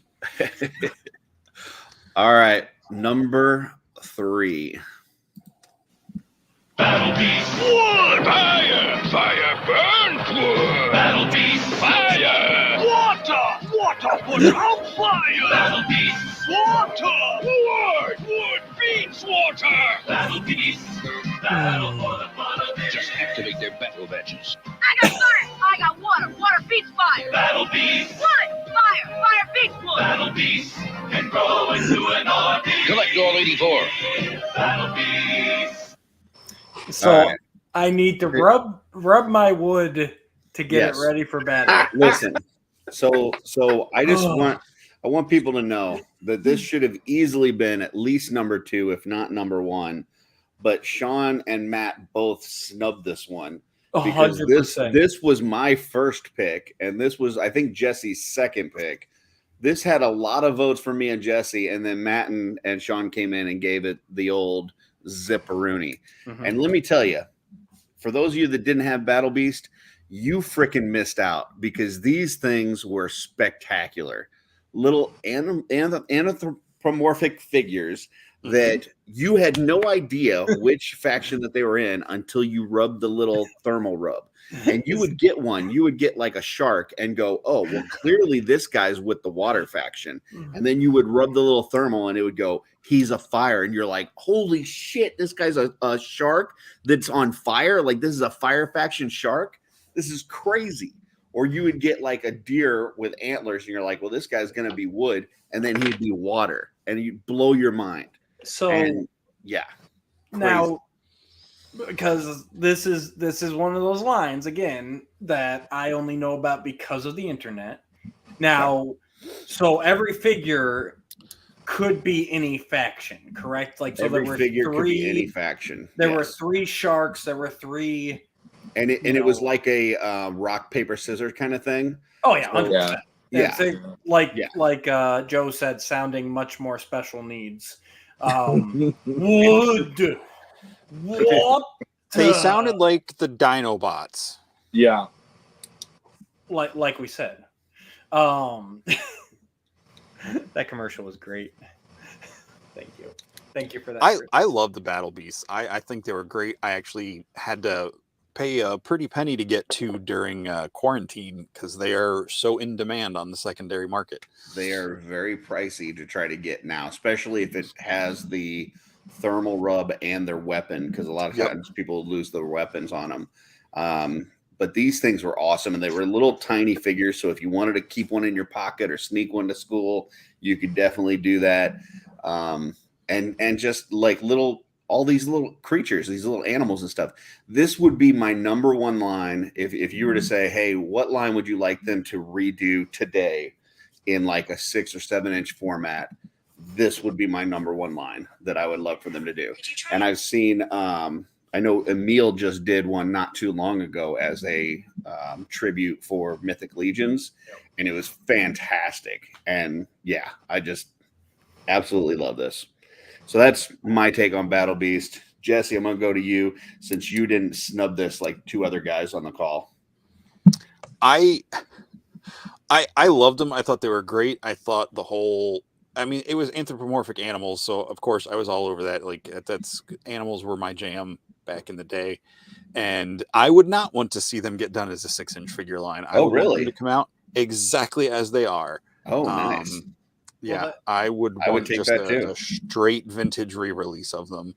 I'm actually not saying posable 6-inch scale versions wouldn't be cool, but I don't want to have to spend that money on those. Plus, there's Animal Warriors of the Kingdom, and then like all the animal stuff in Mythic. So I'm actually surprised that they haven't yet, with the popularity of how like the blind box stuff is nowadays. Like, these seem like a perfect fit for that, and it's kind of the predecessor to all that. Like Curtis said, like, I know I got a shark, but who does he belong to? Like, that's all that kind of stuff that my kids collect nowadays, and those blind bag and blind box stuff. So they had some really cool, like the one bat one that you saw on there. Like, he had an eye patch and a hook hand, and like it was just they had the gorilla guy that was really cool, and it was just anyway.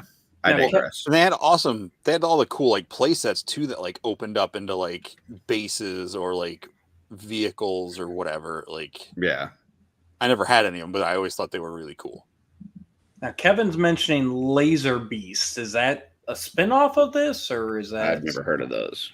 Never heard of those? Okay. I thought you guys might know, since you know crappy, obscure toy lines. So, Sean, can you explain yourself and why you stuck it to Battle Beast? Oh man, That like honestly, I think I was aware of them just a slight amount when they were out originally. I mean, looking at the gimmick of it, it is literally like the Transformers. Is it actually an Autobot or Decepticon sticker? And I hated that even on the Transformers because it was an extra thing that didn't need to be on the Transformer. This made more sense for that gimmick, but I'm trying to think. Like my biggest argument would have been I don't like collecting the smaller figures. Jesse got me into the Army Ants, and I like the muscle figures as a kid, but I can't think of too many other options other than the Mask toy line that had the small, like, 1 inch, 1.5 inch figures and stuff like it. Like when I look at that, it doesn't do anything for me on any level. Like you both like the anthropomorphic side of things. I typically am the opposite. Like Jesse would rather see Cringer or Battle Cat. I wanted He-Man. I want, it's like that. It's that whole thing. So like, there's not much that really like grabbed me about this in any way, shape, or form. And to be honest, if I saw that commercial as a kid, I would be like, I'm out because they sound like fucking morons. And it's like, no, I don't. I like the Dinobots. I like Grimlock, but I don't need an entire wave of 84 characters that sound like that guy. It drove me crazy. So on that level, it's like, it's not my thing, but, for those who had it and those that love it, awesome. I have nothing other than that to stand on with my opinion, though. So I'm convinced you guys just don't like fun. So I love fun. I just don't have fun. Oh, Curtis. Oh, sorry. You need to share something? I was going to you. Just Okay, real go quick. ahead. So Laser Beasts were like the last wave of Battle Beasts. Oh, okay. And instead of the thermal rub, they did the light piping thing where you held them to a light source and it would shine through that orb on their chest. Oh, that would be cool too. And it shows their faction. Like a kaleidoscope or something, like you put it up to your eye. Or... I think just like you hold it up to the light source and then it illuminates that little orb on their chest. Gotcha. But and so apparently they are very rare and hard to find, especially complete. And they all come with laser guns. Yeah, that's pretty awesome. Hmm. And thermal rubs, like they did that on the Transformers too. Mm-hmm. But typically, you knew which one was a Decepticon and which one was an Autobot. Right. There wasn't a whole lot of intrigue. There was one that I remember who was a double agent, and so you did need to know who he was, like deep down, because he could play a Decepticon or an Autobot, which I thought was really cool. But he's the only one where they really made that make sense. Gotcha. And the Battle Beasts were actually from the world of Transformers. Yes, that is correct. Yeah, I always forget about that, but yeah, they were an offshoot subline, like over in Asia, right? Well, I mean, but like in the stories, like there was a bunch of comics. They were connected to the Autobots and Decepticons and everything. So, yeah. But Sean and Matt don't like fun, so that's fine. They weren't in Transformers the movie, so I mean, they don't count. They didn't come out until after the movie, so they hung around with Rodimus. All right. Anything else, Jesse, with these fun fuckers? Curtis throws keyboard at the. I did like the heat rub, like you didn't know what it was till you got it effect on these. I agree with Sean. Like I didn't like them on the Transformers. I like them because I like the idea of the thermal rub sticker. But like it's like when I buy a Transformer, I already know if it's an Autobot or a Decepticon. Like right, because and the original Transformers didn't have like the first couple waves. No, that was something they did. They just had the sticker, regular sticker. Yeah, because they did that like in between wave 1 and wave 2, if I remember right. Because when I finally got an Optimus, he did have the thermal rub on it, and it took forever for me to get an Optimus when I was a kid.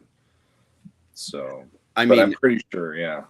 I get you guys not having connection to this because you don't remember it, didn't know it as a kid, but seeing it now and still having like it doesn't do anything for you. That I just don't think you like fun. So I gotta say, I'm surprised you like these, Curtis, because since you don't like the critters when it comes to Mythic Legion. So I a little side note. This is just me and you talking, Jesse. No, everybody else cover yours.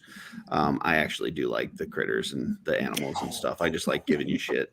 So. Oh, okay. Yeah. I will also point out that I did not do any research on that list. So if I didn't already know it, I didn't look it up. But even now, you're seeing this and going, no. Right now, based on this one commercial, yes. Now, Kevin's dropping some info over here that's making me go, I'm going to spend the weekend looking up Battle Beast lore, apparently. And maybe after that, I might be more in. But yes, off wood, fire. Yes, I'm still out. They're animals and they talk. They're not going to be like very eloquent, you know? Well, listen to this. That's fine. One of their names is White Cow, an anthropomorphic dairy cattle who is the king of Uruk Muland. He is part of the resource development unit for White Leo's forces. Her English name is Bodacious Bovine. Okay. There's a lot of white getting thrown around here. I'm just saying. It was just the first one I read. So White Cow is an anthropomorphic dairy cattle who is the king of. So I mean, it's a female king. So it was a very diverse, inclusive line from. And serves White Leo. Yeah, who is known as Pirate Lion in America. Because that's the one that American English makes everything dumber. The Pirate Lion is the one that Emil did the custom of. So maybe I need to go. I'm hoping he does he does one for the gorilla or the bat. Either one of those two. Those were my favorites. I want to see this same commercial in the Japanese version and see how much cooler it is. There's a sloth named Slow, like SLO, and in English, his name is Slowpoke Sloth. All right, number 2. Here we go. From the sinister swamp comes Zartan, the evil master of disguise. Zartan! He changes color in sunlight. Zartan's escaping! Will he escape the Action Force Silver Mirage? They will never give up. Force! Always there. Where's Zartan? Nobody is quick enough to catch Zartan. Action Force Silver Mirage motorcycle. Zartan comes with SWAT gear and all you see here. Ooh, only 6 3/4 pounds. Awesome. So that is Action Force, aka G.I. Joe. The G.I. Joe commercials were much more staticky and not as clear, so I had to use the European version. But this was, and we combined some on this one. There were some other ones that also had like where it changed colors either due to heat or due to water or whatever. So we combined some other ones with this one. But the Zartan, you know, obviously he's got that faceplate that goes over, which is kind of neat. And then the real cool part of the gimmick here is the changing colors from the, you know, regular flesh tone to the blue color flesh tone. So yeah, just kind of, you know, a couple different neat things in there. And I know even to this day, like Zartan is a very popular figure within that line. You know, just based on the kind of that gimmick that was with him. So I thought this one had to be on the list, in my opinion. And I know, Matt, you had another one that was very similar to this. So I don't know if you wanted to talk about that. Yeah, I think I threw out the Iceman, if I believe correctly, I believe so. Which was the same concept. The temperature change made the color of the figure change. And that was just, and Mr. Freeze had it too in one of the lines. Like, I was just always a sucker for that kind of thing. Zartan himself, I don't remember too much, although apparently that's a hood and not hair, which I always thought it was hair on the cartoon. But now looking at the toy, I'm like, oh, that's a hood, isn't it? Yes. But yeah, it's always a fun gimmick. It goes right up there with glow in the dark for me, where you can make a figure 10 times cooler by adding glow in the dark or the color change. I even like the faceplate part of it. Like we really didn't see that from a lot of toy lines all the way up until, now. Like Mythic Legion just started using it, but I can't think of too many toy lines that have replaceable faceplate covers for disguises.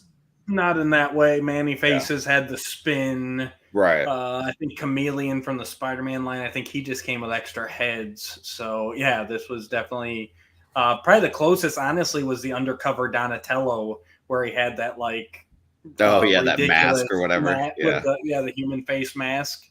Yeah. But, yeah, not too many. Very unique. Sean? I had Zartan, and he was stolen. So I ended up not having Zartan through most of my childhood until, I don't know, I was probably 12, and I found one at a yard sale, and I finally bought him. But, yeah, I had him maybe for a week, and one of the neighbor kids stole him from my yard. So was his name Pablo? No, unfortunately, it was not. Otherwise, I would blame Pablo. But, honestly, I to this day though, for the little time I had him, I still remembered being completely in awe of the fact that he churned that bluish green, staying out in the sun, and he actually became one of my absolute favorite G.I. Joe figures for that gimmick, because I love that you look at him one way, he's that way, and then you put him out in the sun, and then boom, it was just crazy. I loved it. Was there a story line to go with that for Zartan? Why he had color changing skin? He was I believe he was like a master of disguise and stuff, but I don't know why his skin changed. I don't know. Okay. Gotcha. Maybe there's somebody in chat that's a more. I wasn't a huge Joe fan. There were two G.I. Joe characters that I always loved, and one was Zartan, the other one was Serpentor.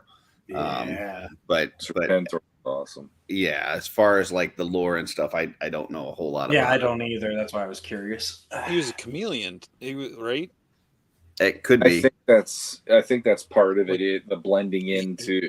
Yeah, he was blending into his surroundings because he was from the bayou and Louisiana and the swamps. So him and Gambit blending in with the environment together. Maybe that's why I liked him. You're crossing the streams, Matt. Don't cross the streams. Jesse, you got anything on this one? Color change is cool. I don't have anything. I don't have anything to add to it. Jesse, you want to introduce yourself? I'm Jesse. All right, cool. I'm Jesse. Color change is cool. Magic grow. Wow. Wood, fire. He's not an animal.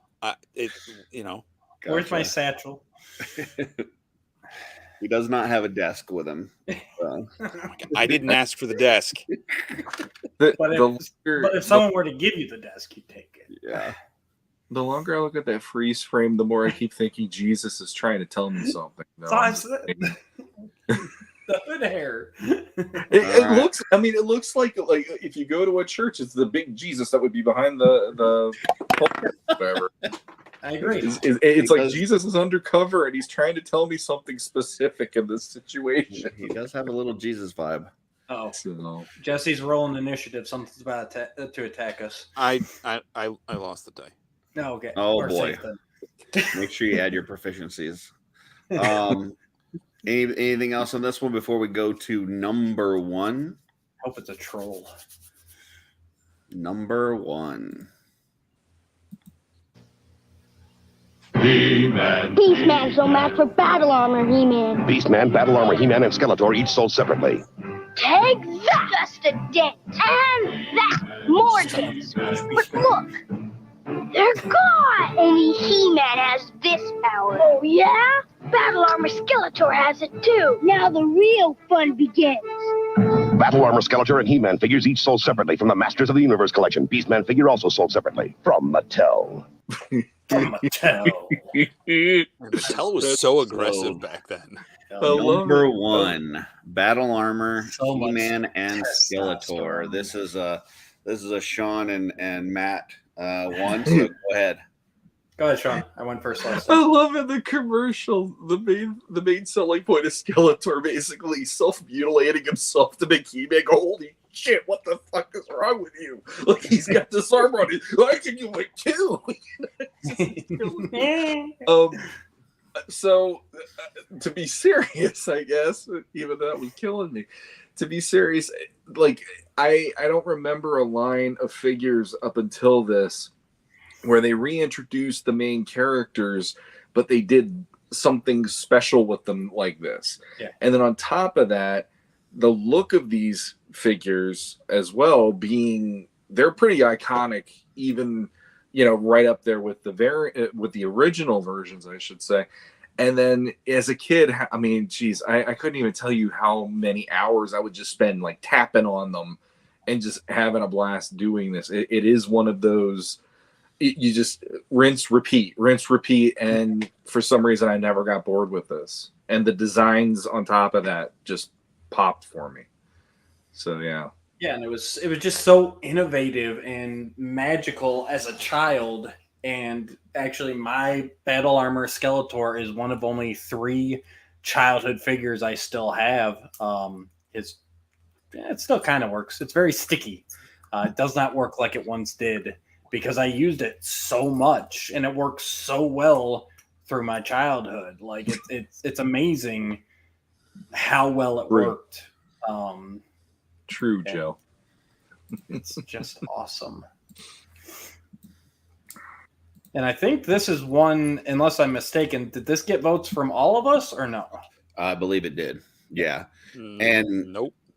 Oh, no. Vote from Jesse. I definitely put some towards this because to me, this was my Skeletor. Like I love the original Skeletor, but when this thing came out and it had the bat on the chest and just like that, that black framing around it and stuff, that it looked very like Mad Max, like something very post-apocalyptic.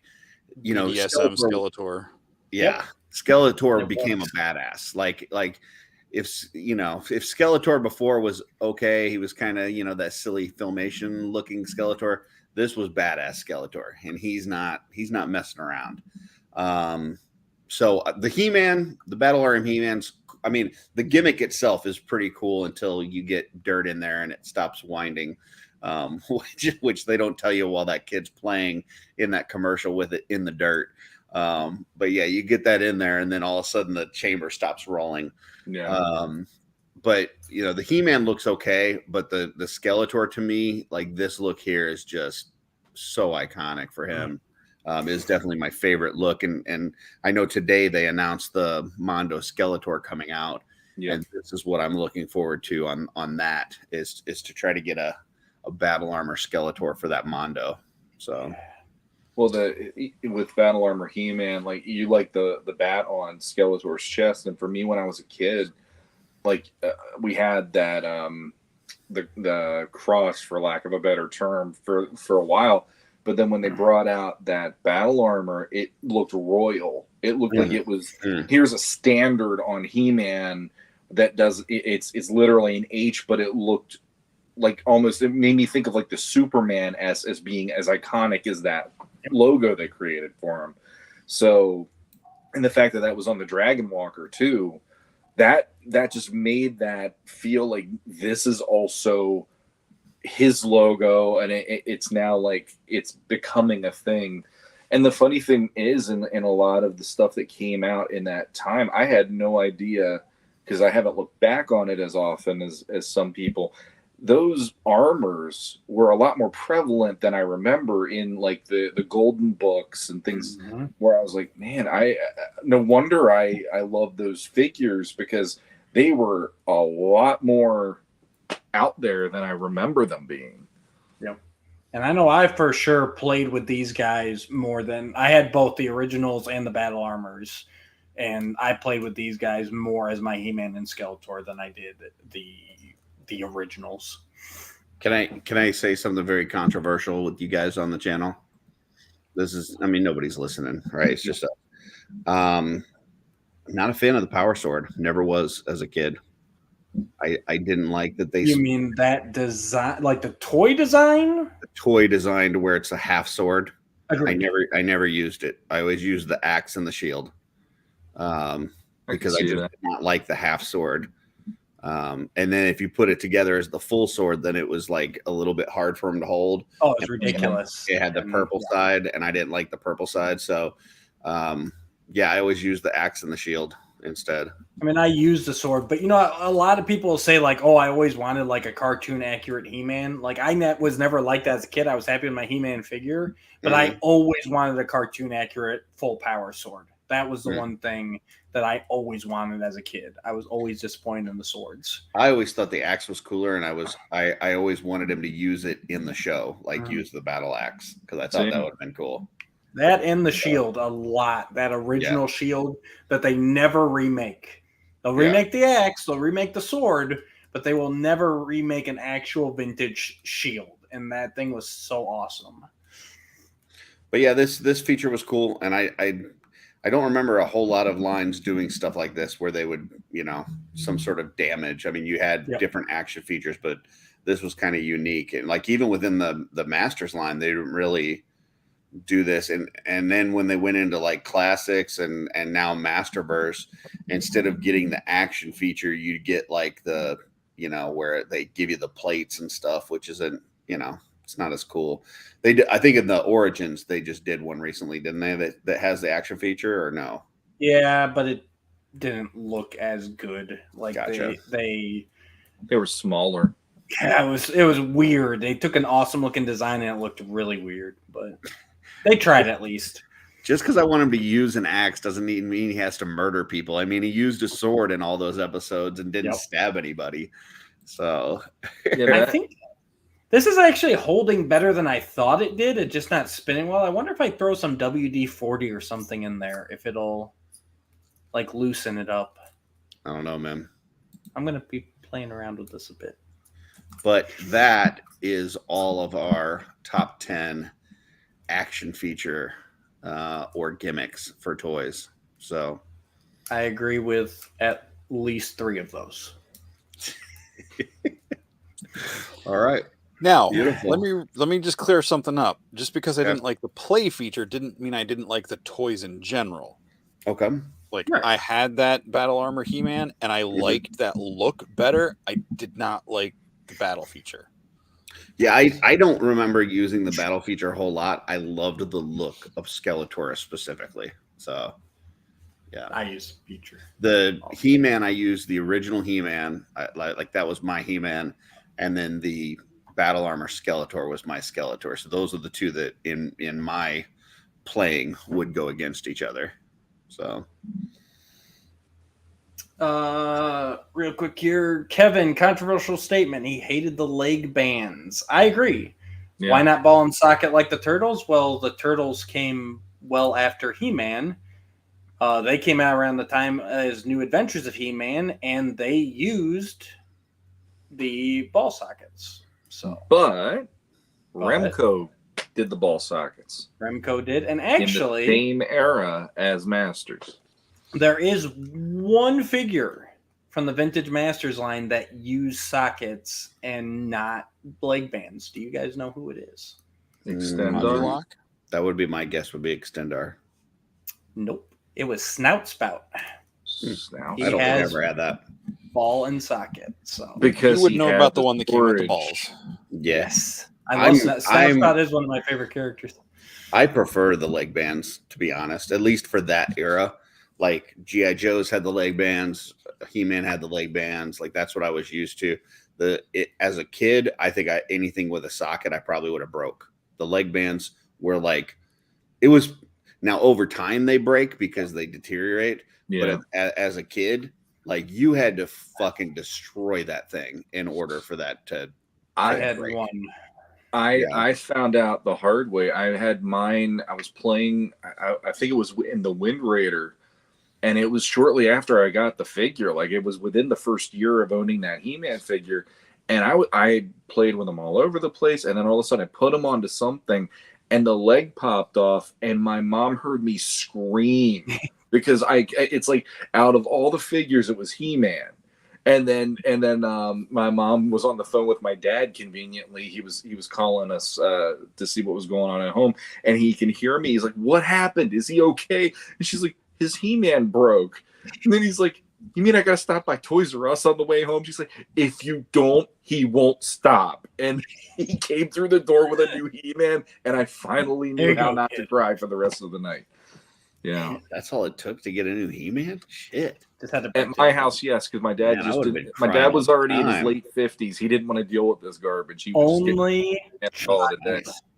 only child. So there you go. When one of mine broke, I was just like, "Oh, you should have taken better care of it." Emotional damage. I had my vintage Hordak. He was the only one whose legs broke during my childhood. So. Yeah, I don't think I ever broke the legs off of a He-Man figure. I can't ever remember doing that. So I did have a Chewbacca that got chewed up by a dog, but that was it. Yeah, I mean that happened to my Sergeant Slaughter. It was a chewed baka. Yeah, it was a chewed baka. It was terrible. So the arms and legs were still good, but like the torso and head were gone. I had a Krang that my dog got a hold of and ate the arms off, so it was just the brain body. He's just fine-tuning it for you. That's great. All right. I want to know what did we miss? Thank you. Listen. So the way that this worked, just so everybody knows, because I saw somebody putting crash test dummies and some other ones. Listen, we each put 5 choices out there. All right, our top 5, and then we voted based on that. So there was only 20 options available to vote on. Less, and each of us honestly, because less because some of them were combined. So I think it ended up being 17. Yep. So when you say we missed something, I'm absolutely positive we missed something. So it's almost like we could do this segment again down the road. Yeah. So WWF Hasbro. They had some good action features. I will say that I thought of that actually. I did not put that on there because I knew none of these guys would vote for it because I never into wrestling figures ever. So see, it would be a wasted selection for me. And like crash test dummies to that point, I didn't put that on there because I knew that none of these guys would go for it. So there was a little bit of politicking for sure. Yeah, like some ones that didn't get in. Just so you guys know. We had save it for the next time. You guys don't get to know. Jesse has spoken. Yeah, and if I want to see him in Christmas lights later, I've got to listen. So. That's true. All right, I can't wait till our off-world 2024 calendar comes out. I know who's going to be December. Oh my god! Next segment is. This Week in Theaters. This Week in Theaters? Yep. What's that, Curtis?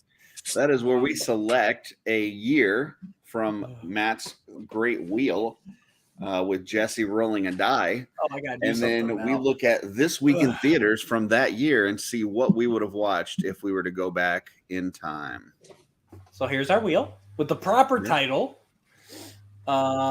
Beautiful. When Jesse gets up from under the desk, he is going to roll a die. I will put in the number of seconds. The promotion on it for Transformers Rise of the Beast. Yep. Which I hear is not that bad. I've heard it's one of the best, which, low bar, but I heard the critics hated it, but the fans are somewhat liking it. So it should be another fun popcorn flick. Yeah. I have heard it's no such thing because popcorn is hot garbage from the butthole of Satan. God, he's on fire tonight. Yeah, Jesse. I love Jesse. I hate popcorn. All right. How many seconds am I going here, Angry Man? That's a natural 20. So all the time.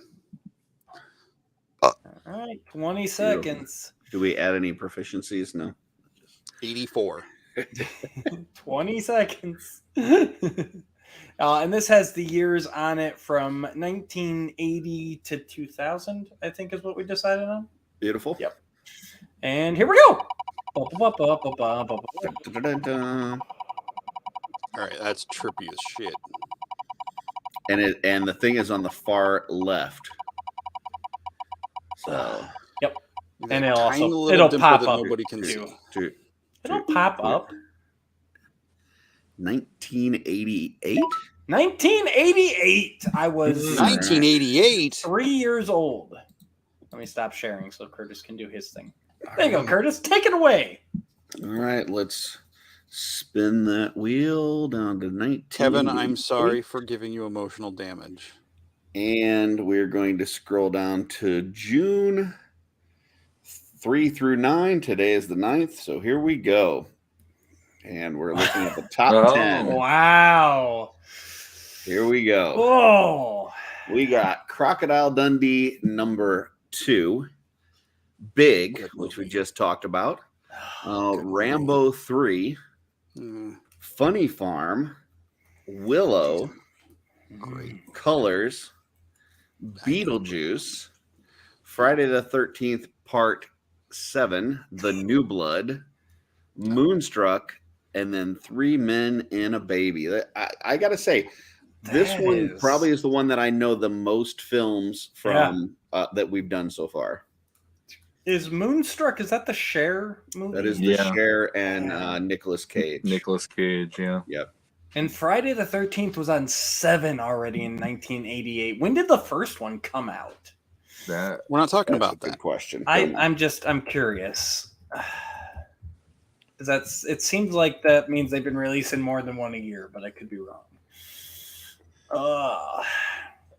This is a tough week. And Funny Farm is with Chevy Chase. Oh yeah, that's a great movie. Yeah.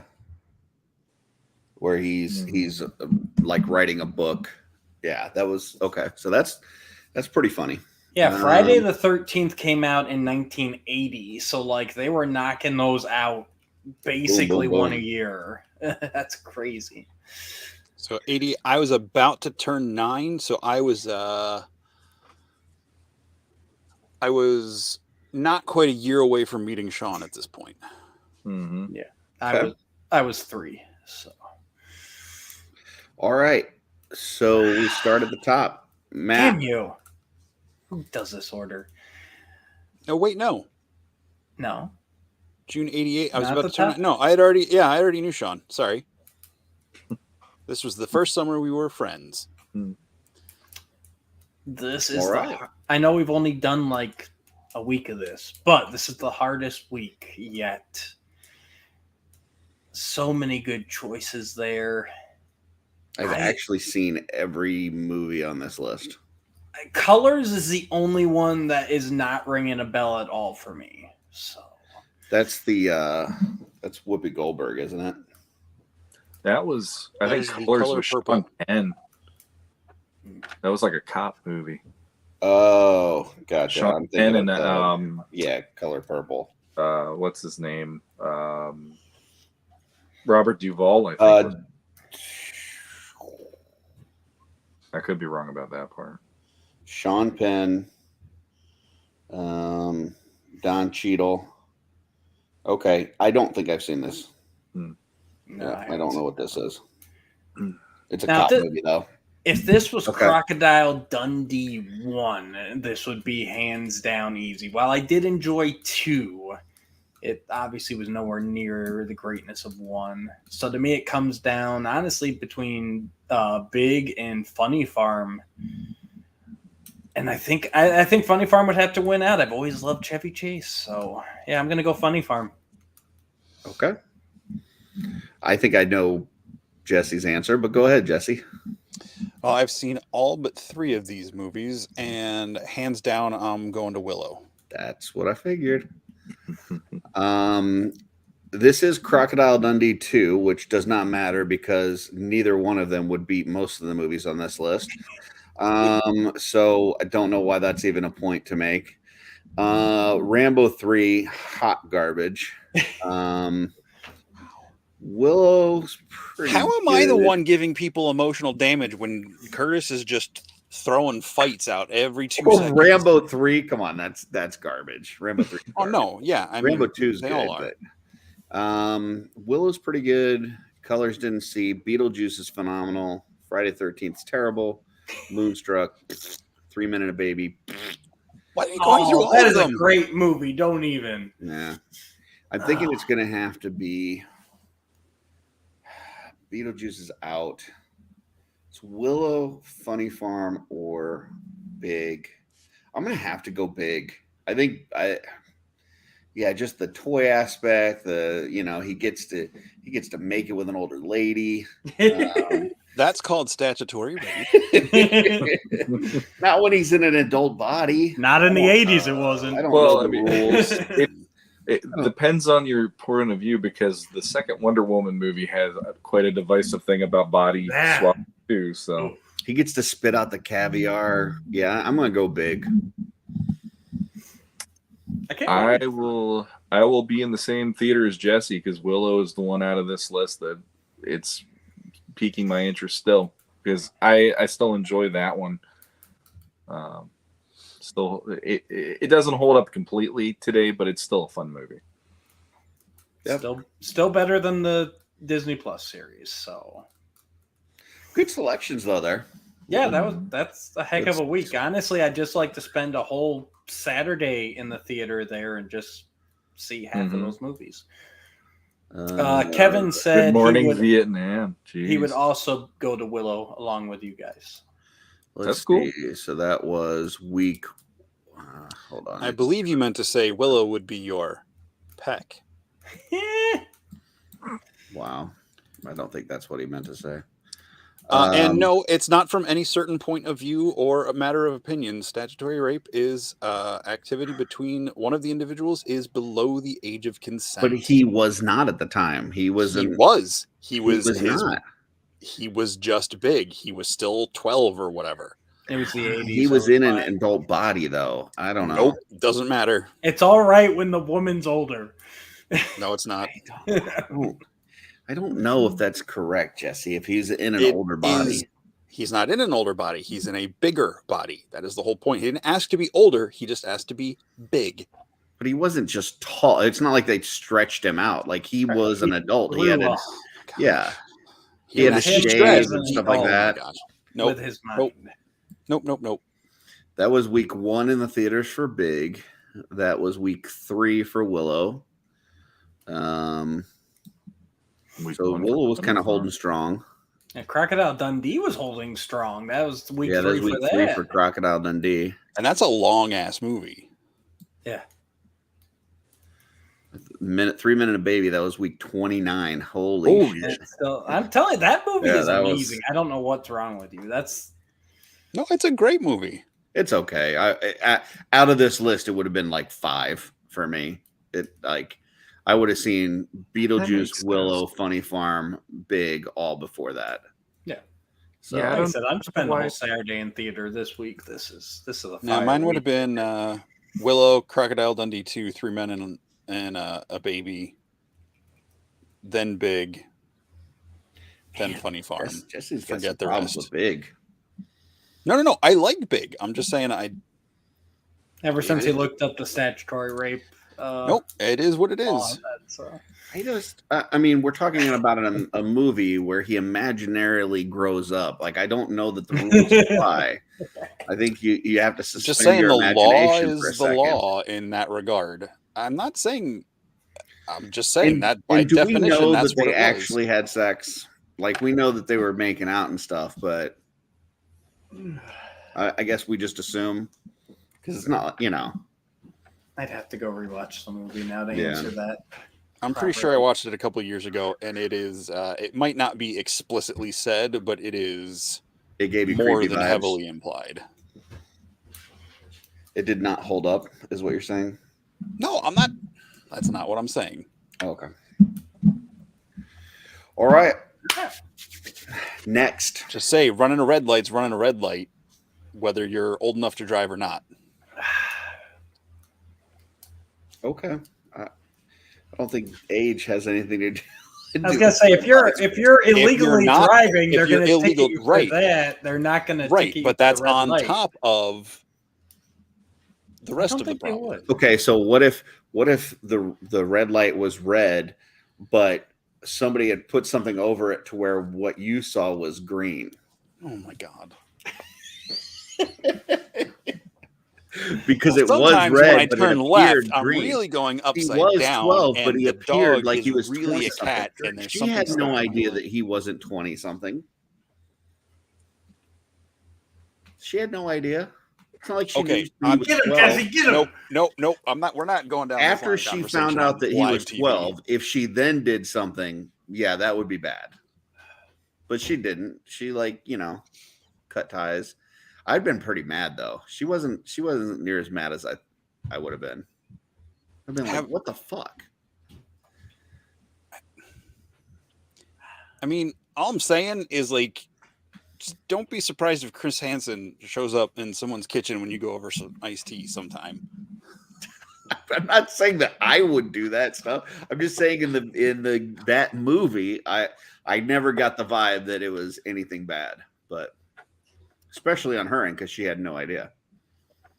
And on his end, it was like, hey, score. So worst case nope, I'm not going to say that out loud. Moving on. But without the sex talk, this talk actually is a good segue into the movie we're going to talk about tonight. Exactly. There we go. Because we're going to talk about Shazam, and he is a kid who is doing things as an adult and fighting people and doing things that he shouldn't be doing as an adult, going into strip clubs, trying to make it with Wonder Woman. Just saying. Yeah. But anyway, Shazam with an exclamation point. Fury of the Gods. Go. Jesse. I love the movie. I think it's a lot of fun. It's not a perfect movie, but I definitely see. And this whole thing came out because I was saying that I think this movie needs a lot more love than it got from the media, because I know there's a whole bunch of stuff going on because of the stuff Zachary Levi said, and people just were mad about the whole. What did Zachary Levi say? I don't know. I didn't get into it, but people were mad about stuff he said. Something, I don't know. Anyway. You can't just say that and then not say what Sure it is I can. that they were mad at. Yeah, because I actually haven't heard about any about of that. He tweeted a few things about Pfizer and the vaccines and links to Pfizer, if I remember, links to Pfizer and things they've done that he didn't feel was appropriate over the years or something along those lines. And that made some people feel like he's anti-vax, which then made them go down the rabbit hole about that, which, it's like. And I see that it says here he also follows somebody that has a transphobic Twitter account, which, I mean, he probably follows like 1 million accounts and sure, whatever. But okay, so people are out to get him. Gotcha. Well, not him, but and I think the bigger issue was all the Snyderverse fan people and bots and all that stuff like review bomb the crap out of this movie. I think it's, in my opinion, it's as good, if not better, than the first one in some ways. There are some things that are really good about the first one, and I'm not saying the first one's bad at all, but I like the progression. It felt like a worthy sequel where it just didn't rehash everything from the first one. Go ahead, Matt. I just want to jump in right quick before we get into the actual movie, because I think this is a very valid point here about the build up to it. This is a movie I've been looking forward to. I think Shazam, the first one, is the best movie that DC has put out in this modern Snyderverse, whatever you want to call it, era. And I know not everyone agrees with me on the number one thing, but I think everyone can agree it's one of the top ones.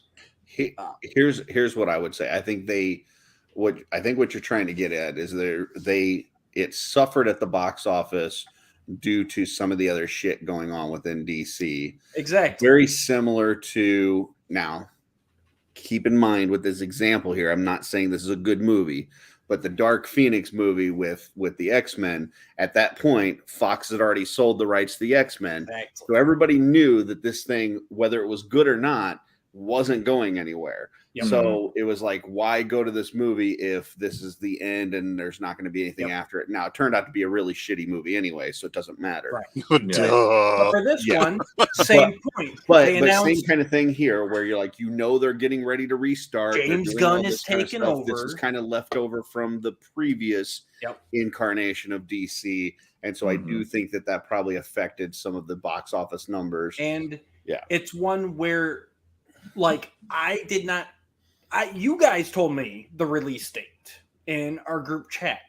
I'm like, they're like, it's coming out Friday. And I'm like, really? Like, I've been looking forward to this. And I haven't even heard a release date, And on top of that, so this has Shazam Fury of the Gods has been labeled a box office bomb. All right. Now, according to the numbers that I'm pulling up here, it had a budget of $100 million. And to date, worldwide, it has grossed $134 million.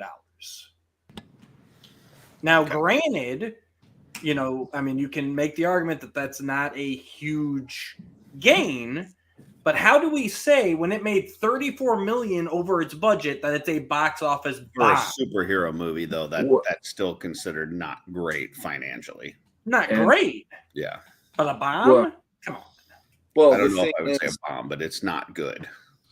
A lot of that too. A lot of the stuff that they factor into that is the press and the advertising and all that stuff. So if it doesn't even make its money, I'm going to say like 130 million is what Spider-Verse did last weekend, right? In one weekend with a 4-day opening. So the fact that Shazam was out in March or April, I want to say, I forget which one it was, but it's been out for at least 2 to 3 more months longer, and it only made that back. Yeah, that's definitely not a good thing. But I agree. Like, it is kind of mind blowing the way that the setup for the Warner Brothers has right now going into this whole the James Gunn era, or whatever you want to call it, of the DC universe, because it blew my mind that they put out the Shazam movie. They're still talking about this Aquaman 2 possibly coming out, and then Blue Beetle is now also a thing. The Flash movie still came out. The Flash movie's about to hit in the next week. And it's like, it's kind of funny. It's almost like you don't have a linear, this is when this is over and the new stuff starts. It's just, it's the machine, the lingering, the way crap. It all keeps working, and this fell into that category of lingering crap, but it's not crap. I will agree that it's not crap. Now I will say, I don't want to get into my review yet, because I want to let Jesse kind of talk a little bit more about what he liked or disliked, but I do have my own thoughts on this. Yeah, I just wanted to lay the groundwork first of like, this movie was screwed by DC itself before it ever even came out. Like, it was set up for sure. DC constantly screws itself over. Right. Constantly. Yes. I don't know. Ever since I started working in the comic shop in 2012, like, I've watched DC repeatedly hype everybody, and I mean movies and the comics. Yep. It's almost like some hyper teenager is running it, and like they've got really rich parents, so they're just letting them do whatever. Oh, he broke the Lamborghini again. Let's just get him a new one. Like, I just put that up from Joe because it seems like that's DC's answer to everything. Just throw some Batman in it. Just like I just first off want to say I have no idea how to run any of these businesses, so I'm not coming this from a business person standpoint. Like that is far beyond my purview. Like I had box office bomb. Like I just looked it up to see what it means. Sometimes it could mean it costs so much for a movie to be produced that the studio would have to sell the international distribution rights off to other foreign entities. So even if it did good globally, they're not seeing the profits from that because they had to sell the distribution. That means every theater it went to in China or wherever else, if they sold those rights off, Warner Brothers didn't see the money for that. I'm not saying that happened with this one, but that's part of the bomb. And but like DC, like they relaunched New 52 in 2011, and like within a year of launching that, they rebranded their logo. Like, why didn't you rebrand your logo when you relaunched your entire universe? Why did you do it 6 months in and now everything looks different? Yep. And DC feels very reactionary to the fans. Like, oh, the fans didn't like this, we're gonna do this. Or they'll double down on things that don't need to be doubled down on. And for it whatever seems reason. like they try to copy MCU quite a bit on different things. Right. And yeah. I mean, No, they went right for they went from kissing all the way to aftercare without giving anybody anything, because it took 3 movies to get to Justice League in that. Yeah, And they tried to basically do an Avengers movie without setting up the individual. They tried to do an Avengers movie in 3 movies, which blew my mind. And it's like, I don't give a damn about anybody in this except I think Wonder Woman's hot, but there's nothing in this movie that's remotely making me go, wow, I'm really excited about these here. Yeah. Like, I just think DC, they rush themselves. They have these high expectations. They think things need to be selling X amount of dollars. And I'm sure there's hundreds of people that sit around in boardrooms and do all these projections and work very hard at marketing and figuring all this stuff out. But like, they don't think about what actually matters in telling a good story. Agreed. So what did you like / dislike about this? So with Shazam, the few things I didn't like, I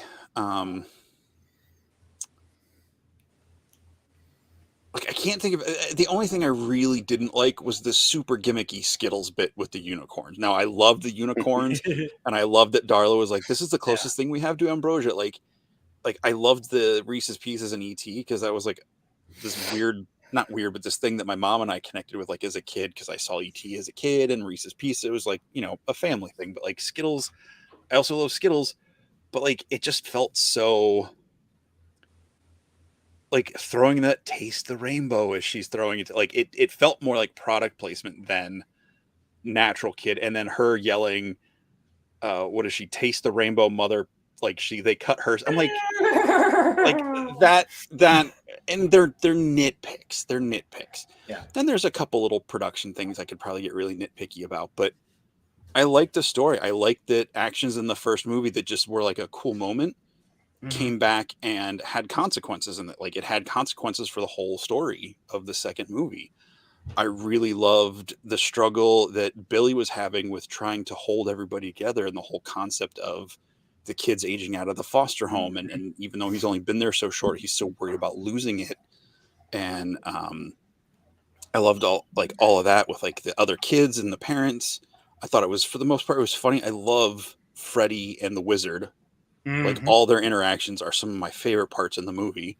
And I just felt like it was a good natural progression that follows up the first movie. And I think if you can tell a good story that's just not repeating the first one, and do something new and fun with it, it was really cool. So yeah. So here's my thing: if I'm putting a superhero movie together, and they were like, hey, start from scratch, you're putting a superhero movie together, what I would say is, let's pick out the villains first. Let's make some awesome villains. Give me a teenage girl, Lucy Liu, and Helen Mirren. Like, that is who I want as villains. Like, that's scary. That's hard hitting. That is stupid. So, sorry, but that part was, I was just like, oh, come on, really? Like, this is who the villains are in this movie. Did not like that at all. They were phenomenal. It didn't do anything for me. Now it grew on me a little bit as the movie went on, and they kind of had the sisters kind of turn on one another and all this and that. So then it ended up being better because, you know, we know that's how women are. They turn on each other. So, but initially out of the gate, I'm like, so you've got a family full of superhero people versus Helen Mirren. Like, come on. So that part I didn't like. Classic Three Witches Greek mythology. Like that is brilliant. Then the whole the brother coming out thing, not only did I feel like it was very forced, the writer all but said that they fought to include that part in there and basically, you know, put that in the movie, even though it doesn't really add to the movie. And nowhere else in the movie are you talking about any of these other people's relationships for any of the other kids. But for some reason, for this one, it's important to throw that part in there, which I didn't think was necessary. Those are my critiques, which are minor critiques, did not ruin the movie. I think, when you talk about like the Snyderverse stuff, and I don't care what those people review bomb or do whatever, this is better than any Snyderverse crap that was out there. Now, I will say that I loved the new Batman movie with Robert Pattinson, so I wouldn't say this is the best DC movie that we've had recently. I also love the first Shazam movie, but I would say this is right up there with those two. I think it was fun. I did like the struggle of what Jesse was talking about, like the things that happened in the first movie had consequences in this movie, and you had to see those play out. Him trying to keep the family together, even though they're trying to do different things and kind of explore and do their own stuff. I even liked the whole Skittle thing. I thought it came across, although it was a little cringy, it did come across like she still is a child. Like she's the youngest out of the group. Yeah. And yeah, it kind of felt kind of heartwarming and like everybody else is scared as these things are charging towards them. And she's just like confident and, this is going to work. Like she had no doubt in her mind. So I thought that thing was cool. And I think the thing that I think I love most about this movie is the thing that I did not like about the first movie, which, it was like things got tough and then all of a sudden it was like, let's give everybody in the family powers. And now they're all fighting the big bad together. And it just, to me, it took away from the Shazam part of it, which as a kid growing up, I mean, I was a Captain Marvel fan, because we didn't have to call him Shazam back then. We could call him Captain Marvel. I was a Captain Marvel fan. And it was like, I liked watching him versus Superman. It wasn't him and a bunch of other kids versus Superman. It was like him being a badass. So the thing that I liked about this movie was at some point the other players get taken off the table. And I thought it was very strategic how they did that and kind of took the powers away from the other kids. So then, at some point he had to kind of stand up and fight on his own and put himself in jeopardy. And I thought that was a really cool aspect of it. And then, just the campiness of the kids with powers, like, and the different things that go on with them being in school and everything else. It was just a fun movie overall. So I enjoyed it from start to finish. Few gripes with the bad guys, a gripe with the kid coming out that I feel like added nothing to the movie. But other than that, I felt it was pretty awesome. So, Sean? Okay. I guess if I start with a critique or a negative, I'd say for me there was maybe two things, and they didn't ruin the movie, but they definitely are things that, looking back on it, they kind of just they get to me. One is when Zachary Levi is Shazam, he never comes across as Billy being Shazam the same way like little Steve is Captain America in the Marvel movies. I feel like Zachary always plays it up to be a lot more comedic sometimes, which that's a shtick. That's fine. It works. But I almost feel like he's on a whole different book than what Asher Angel, who plays Billy, is. And it does make me kind of feel like there's a disconnect between them versus most of the other characters. Sorry, hang on. Most of the other characters feel like they are the progression of, like, Pedro. Pedro is the quiet one. So Pedro, even as a superhero, is the more quiet one and reserved or whatever. Darla is the more fun-loving, silly kid, but, she's got heart and all that, and same thing.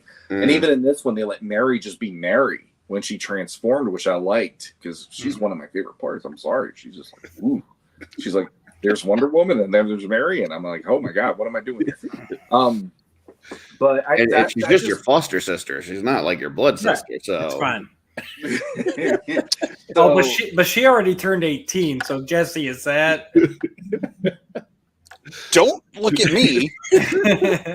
So anyway, before we go down that rabbit hole again, So that always kind of bugged me in both movies, because I feel like Billy has a certain earnestness that that Asher Angel brings to that character, and it takes a lot of layers until you get to that with Zachary Levi at times when he's playing Shazam. And then the other thing I would say actually is there isn't enough Billy in this movie for me. I was like, man, I feel like I'm missing. They had, like, they're in the house and they're playing video games, and then it's, oh, now it's time to go and save the bridge, and then he goes to school and he's talking to Freddy then, and then he does his transformation back into Billy when the mom asks him to do it. Mm-hmm. And then it's like like all the other kids get a lot more screen time in this one than Billy, and I feel like that is a stumbling point for me, because if he is the face of the kid who's about to age out of the system, and we're watching Zachary Levi most of the time, so in that way it's almost like you miss elements of that story. But on the positive side, that part of the story won me over completely at the same time, which surprised me, because that moment especially where they're all barging into the parents' bedroom. Yeah, they're all there, and like, you know, he's there as Shazam, but then all the others are kind of depowered and all that stuff. And there's the wizard and all that, and the mom and the dad are just like, what the hell's going on? And I even love that moment where they're like, we're superheroes, but then Pedro goes, I'm gay, and they just go, yeah, we know, man. I love that. I love it. Just the absolute acceptance of, this is that family. You know, they're this patchwork of a family, but you can just sense that in that moment, which I loved. And I really love that moment where the mom actually says to him, I want to see my son. And then he does the, you know, I love you, Mom. I love you too. And it's like, I was just sitting there going like, this is great. Like this, because I love that he, all the way up until that moment, he won't call her mom. And then he calls her mom there. And then on top of that, the way that he handles the dragon at the end is a hell of a cool action set piece as far as I was concerned. So when he grabs the tail. Oh, I just love the fact that it came back to him seeing that science thing where it's always shooting the electricity, and then that's how it's like, I need to do that, so that's how I can defeat it. And I'm like, that was freaking great, and I love that they foreshadowed that. It was nicely done. And then the Wonder Woman joke throughout the movie is awesome. I was surprised they actually got her to be in the end of the movie. So when she showed up, when I saw it with my kids, I was like, holy crap, it's actually Gal Gadot being Wonder Woman in this. How cool is that? Yeah, the one thing I would retort on that one real quick, because I didn't notice it until you said it, about the difference between Zachary Levi and the kid playing Billy. I do notice it now that you mention it, but I wouldn't change Zachary Levi. I would change the kid that's playing Billy. If I was to try to align those two personalities, I think the kid that's playing Billy is a little bit too serious with the role. Mm-hmm. Like everything's like very dire, and you know, whereas Zachary Levi is truly what I would envision a 12-year-old that gets superpowers. You know, he's very childlike and like how I would imagine myself as a 12-year-old having power. So. Can I jump in there with that? Sure. Or Matt, or you want to say something? No, you go ahead. I got plenty to say. So I love that dichotomy between the two of them, because Shazam, Zachary Levi, is the I'm ignoring the reality. I just want to be the fun guy. I want to do like that is what Billy wants to be. That's like his escape from the realities of his normal life. Mm-hmm. So I like that in that mode. You know, it's like when you see other movies where, you know, like in Stranger Things season 4, you know, you get Eddie and he looks like this crazy hard ass like crazy guy, but like there's a lot more to him. That's just the persona he's embraced. I kind of feel like it's that way with this, and I like that the difference between their two performances is a lot more obvious in this one. Because as Shazam, he gets to he's liberated from the constraints of the childish, like the struggles he's going through as the real child who's almost 18, but as Shazam, he can be irresponsible. He's not going to the strip club and, stealing beer from the mini mart anymore like he did in the first one, but he's not having to deal with his real issues. So do you think that the difference in personality that we're talking about here is more planned, like they intentionally did that? I think it was intentional, yeah. Okay. Because I think they line up fairly good personality wise in the first one. Yep. Mm-hmm. Yeah. And I don't know if I picked up on it as much the first time I watched it, but the second time through, I was like, oh, okay, this feels like very specific, because Zachary Levi, he can play serious. Like, I love Chuck, and he's goofy as hell in that show, but he gets some really serious stuff too. I think this is, kind of like the stuff in Jumanji where they get to be more than they are, and they don't want to. He didn't want to go back to be the kid with all the asthma and all the problems and everything, And even then, when you look back at the first one, like, he's ready to run away from the foster home again. Billy is, like, he's having none of it. Him and Freddie start bonding when he gets the powers. And again, that's when he starts acting more like a kid. Before that, it's all guidance counselors and running away and I hate everything. Then he gets these powers and he's like, he can actually enjoy being a kid because it's that escapism. Nobody knows the face of Shazam. There's no history with it. It's, and he can do what he wants. And especially in this one, Sean, I completely picked up on what you did too, where, like, there's not a lot of Billy, but I think that was intentional as well, because, like, that's his escape. Billy's about to age out. And Billy is so cynical that he honestly believes once those checks stop coming, I'm out of here. Even though this family has never given me any reason to believe that, that's just how Billy's mind works. He was abandoned as 5-year-old at a Christmas carnival. Like, that's who Billy is. So he's putting everything into being Shazam, keeping the team together, because that's the only way he legitimately thinks I'm going to continue to have a family, is with these other kids being superheroes, and that's why that moment hits so hard. I love that moment where, they're like, yeah, we're, and they're like, oh, you're the Philadelphia Fiasco. We do not endorse that name, but yes, but that's what made that moment with his mom so gut-wrenching, because she just looked at it, she goes, I want to see my Billy. And that's when he realizes, and I don't think that hits as hard without the absence of Billy throughout the movie. I think that was 100% intentional, because he needed to come to that realization that superpowers are not whatever, like, this is his home.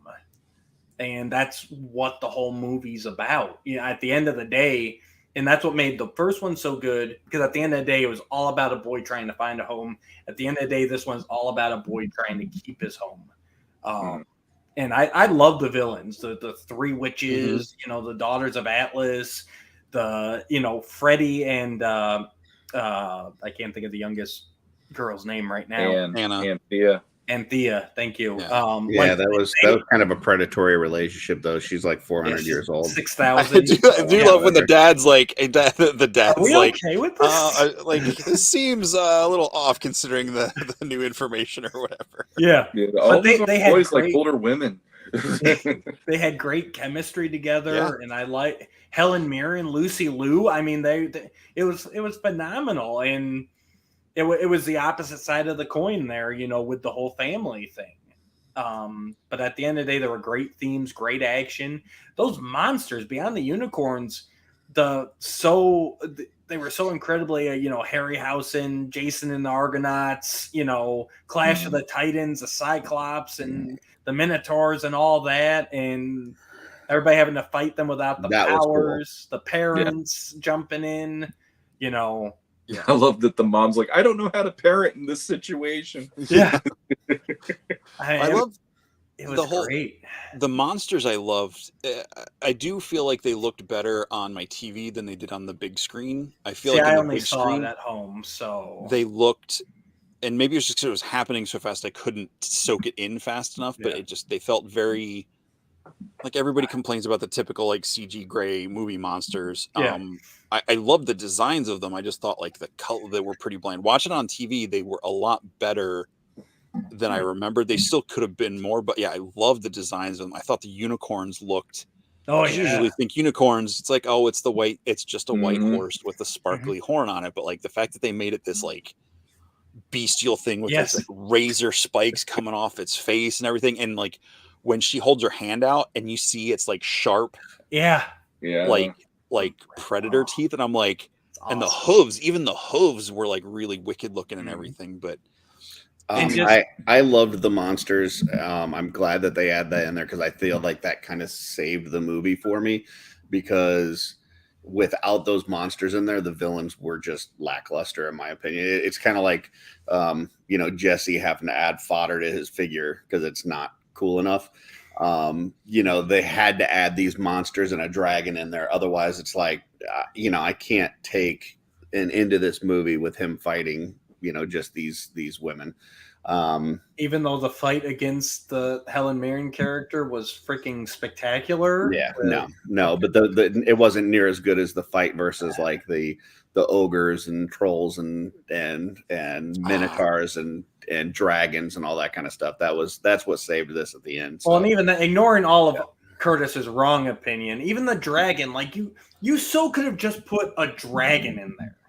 But they went it's like this dragon made of wood, from the tree of life, and it's like, the blue fire and the glow and everything. Like it just all those creatures looked phenomenal. But then like Sean said too, it wasn't just like they beat the dragon with strength, though. He had to he had to strategically how to beat the dragon and kind of lure it into this area and all this kind of stuff. So that was and even get the eldest sister to help him out. Like he had to turn her to his cause and everything. So and that's why I liked the villains. Yeah, were they the most badass? Action characters to fight? No, of course. But I liked that they're ancient beings. I liked the whole triple goddess thing. That's a concept I've always really liked in storytelling and mythology, because you got the what is it, the maiden, mother, and crone type things. And I like freaking Helen Mirren is phenomenal. I think she's great. She's a great actress. I loved her in this. She wasn't the villain. She was an antagonist. Lucy Liu was the villain. She was the villain for half of the movie. She was the antagonist. And the three of them were villains for half the movie. Wow. They were all antagonists. Lucy Liu and the dragon are the villain. Because at the end of the day, I wish I could remember her actual character name. Helen Mirren was ready to leave Earth alone. Yeah. She's like, we got our seed. We're going to plant our tree of life. We're fine. And it was Lucy Liu that's like, no, they got to pay. But she was okay with killing people to get the seed of life. Right. Yeah. That makes her a villain. I'm not saying she wasn't villainous. She is. Anyway, well, I think the whole fight scene, just the way she like flicks her hair, adjusts her tiara after beating them up and stuff. It's like, there's not a lot of actresses I'm not trying to like get ageist or anything in that age range that I feel could pull that off believably. Like it didn't feel like I've seen younger actresses do action roles. I love what's her name, Gemma Atherton. She was in the Clash of the Titans. She was a horrible action actress in that movie. Like anytime you could tell it was her, it's like those are really not great stunts, and that's fine. That's not what she was known for at the time, but like. I think Helen Mirren owned it. Lucy Liu's, I feel like they didn't give Lucy Liu enough to do, like enough variety. And I would say my biggest complaint now that I think about it is the way they killed off Diedrich Bader. I was going to get to that when I got to my, Sorry, go ahead. I really expected, since you brought it up, yes. Like I really expected Billy to be there about 30 seconds faster and save him, because that was just, I'm like, that was hard. It's like, hard to see. Well, this movie went more horror movie than I thought it would. Mm-hmm. I mean, the very beginning of the movie, you have that whole set piece in the museum, and Yep. I had my kids with me watching it in the theater. I'm like, I don't know if I should let them watch the rest of this because this is like so intense right there. Because that was like legit. Like I felt like I was letting them watch The Last of Us versus a superhero movie. Because like if Lucy Liu is underwhelming to you as a person in that movie, Curtis, that's fine. But look at the damage that she can do just with a word. You know, I mean, that for me was like, I love that through the movie, you get to see she literally makes that museum look like a murder scene, even though everybody's now, you know, statues and can turn into, you know, get broken into stone and all that. But then like, I mean, she gets to tell the wizard Shazam, say the word, and he reforges the staff that Billy broke in the first movie.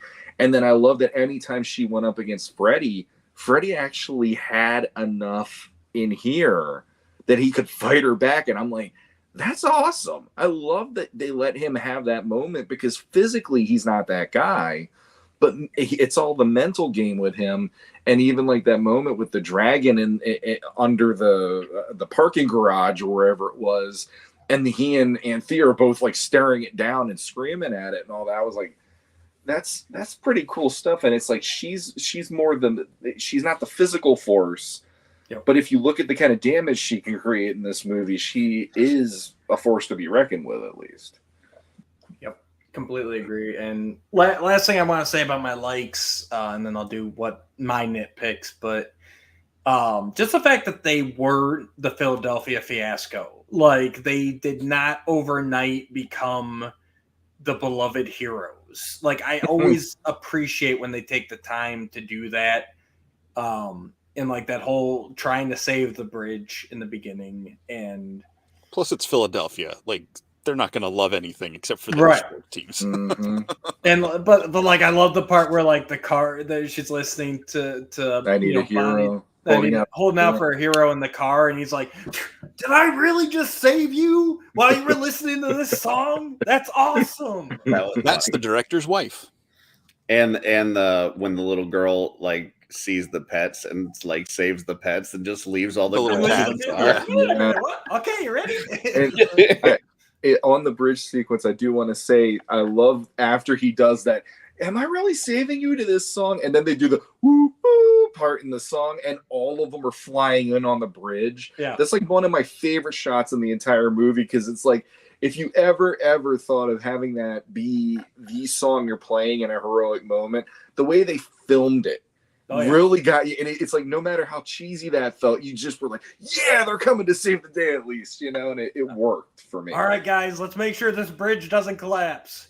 Yeah, earlier today, the bridge completely collapsed. Oh. I would say there's only one other movie that uses that song better, but Matt, keep going. Which is what? Short Circuit 2. Oh, I was gonna say if you say Footloose, I'm gonna laugh because Footloose. I've never actually seen Footloose. I was actually gonna say. I would say that the best use of that song is in Master of the Universe Revelations, like the that trailer. It wasn't actually that trailer with He-Man. That gave me chills. It was. That oh my gosh, oh, that was the best use of that song ever, in my opinion. But I still got to go with Who's Harry Crumb. That's the sequence. Oh yeah, that's a good one. Wow. Yeah, that's a call out right there. That is. I'm surprised some of you knew that one. Yeah, that's a good one. I showed my kids that one. They liked it. Yeah, it's a good movie. Yeah. But then as for my nitpicks, just the main one, and unfortunately, it's a pretty big point, but the fact that they had to kill him and resurrect him, like I'm tired of resurrections. Like either let them live or let them die. And I don't want him dead, but I think they could have found a better way out of that, you know. I thought it was a cool way to bring Wonder Woman in at the end, though. You know, 'cause they needed her for that. I like the Wonder Woman thing. Even if it had somehow like Like he was on his deathbed or something. She had and then like they take him there and she comes in, or even if it was just like some last minute intervention and he survives but he loses his powers, and then you still have that scene with her, like, because I really love that scene with her reigniting the staff, and there's still one God and all that. Like, it was a great scene, but I'm tired of heroes dying and being resurrected. So know what it reminded me, especially in one scene. Yeah, right. This is going to be more for Sean because you other two don't give a shit. But Battle Beast?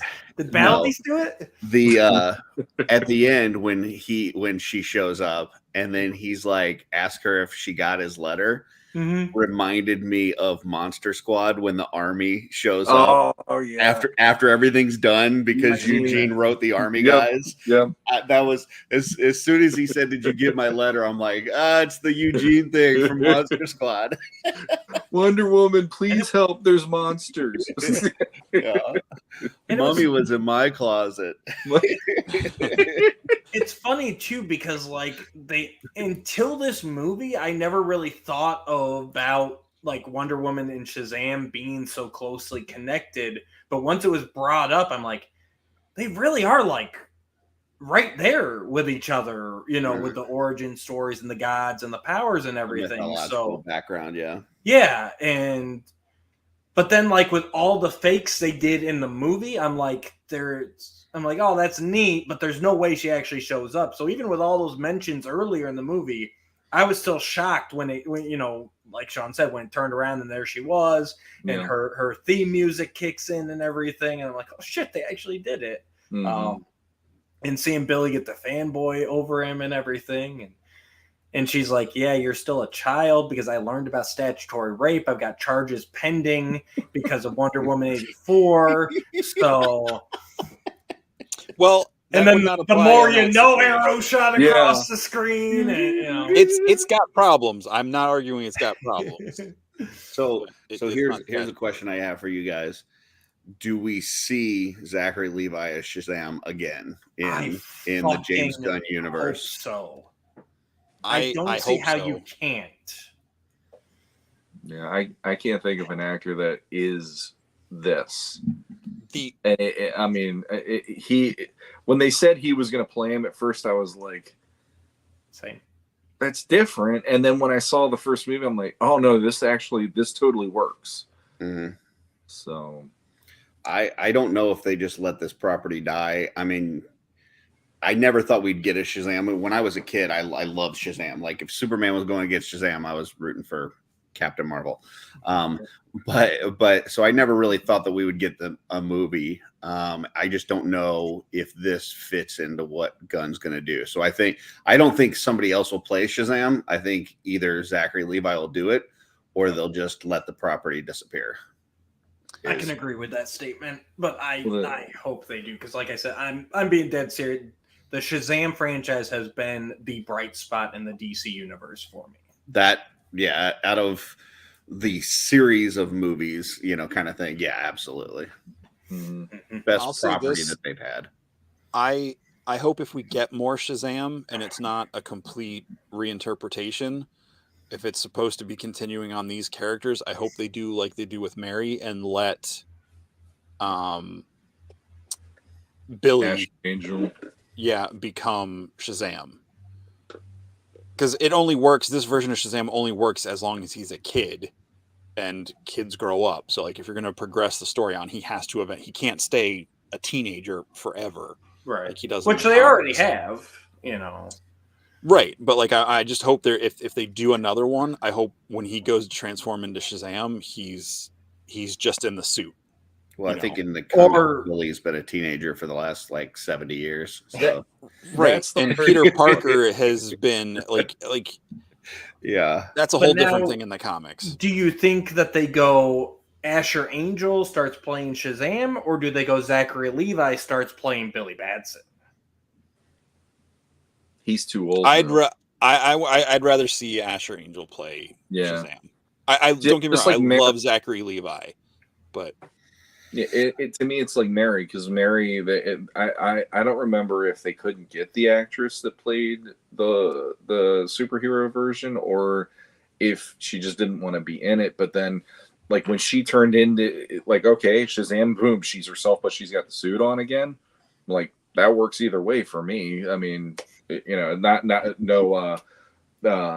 attractiveness connotations aside, it's just okay. She's now her, and she looked close enough to her that it just was like, okay, no worries there. And it's funny because this is the first movie you saw how young they are. And this one, it's like those kids are definitely like, this is probably the last movie you're going to make them feel like kids.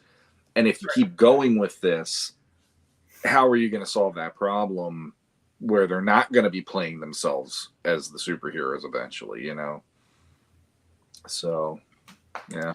I think the whole thing, the reason they had Mary recast, they didn't bring the adult actress back. There might have been some other things, but storyline wise, they landed on, they wanted to have it where, because the superhero version is supposed to be like their idealized versions of themselves. That's why Pedro's like, I mean, they're all jacked, they're all muscular. Darla's still like, they all have their personalities. It's like, it's like Big. If I could be an adult, all the things I'd want to be as an adult, but I'm still me inside. Gotcha. And I think that with Mary, like she is becoming her idealized self, like she's becoming her version of herself. And that's why I think if they could get to a point where Asher could take over as Shazam, I think that would be cool, And he could do like he did with like Clark Kent, like Chris Reeves and stuff, just the way he stands and moves around as Billy, wearing like sweatshirts and hoodies and stuff, versus, when he turns into Shazam and he's like standing more upright and he's, got like the posture and everything. So, yeah. Oh, did we scare Matt off? We did. Congratulations, everybody. Vacation Matt is on vacation from the show now. We finally did it. I do love this comment from Joe. Yeah. Whatever the wrong decision is, DC will make it. DC has so much potential. I hope that Gunn is going to change things around. Like he really proved something with Guardians, and several other things that he's done. Obviously, Peacemaker and Brightburn was awesome. So yeah, I hope that it's on the right track, but I guess we'll see. So I mean, there's only I know he's in charge of it. There's still like all the corporate BS above him. Like he is not the end all be all of all the decisions, but he's the one. It's like I don't know if it was when we were talking about Ted Lasso or if someone sign of hope though. Well, no. Yeah. But like, I think, the coach, Ted, gets to he's the one that gets all the credit, and that was part of Nate's problem.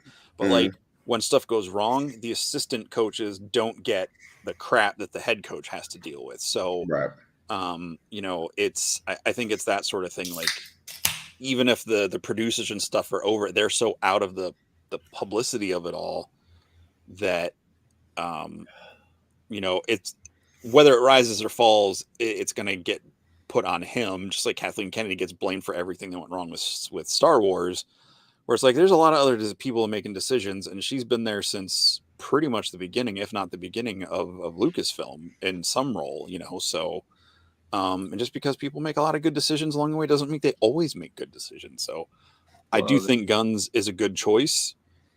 I think he's got a lot of great ideas, and I think the properties of DC have the ability to give us as good, if not better, stuff than Marvel does if they get the right people telling the right stories, not just making money. I think the potential of a Gunn DC universe is way better than Snyderverse, in my opinion. So, for starters, I mean, okay, when he came out and did the whole here's our plan, and here's the chapters we're going to do, which I'm like, well, that's at least different. You're doing chapters of this universe versus it just being one movie goes into the next or whatever, like a Marvel version of it. And one of the things that he said in that, and after watching Guardians, I believe it is story is king. Mhm. He's flat like story is the most important thing, and however you can tell an effective story, and it also the story has to make you feel like this is a character being interpreted correctly. And it's like watching Guardians.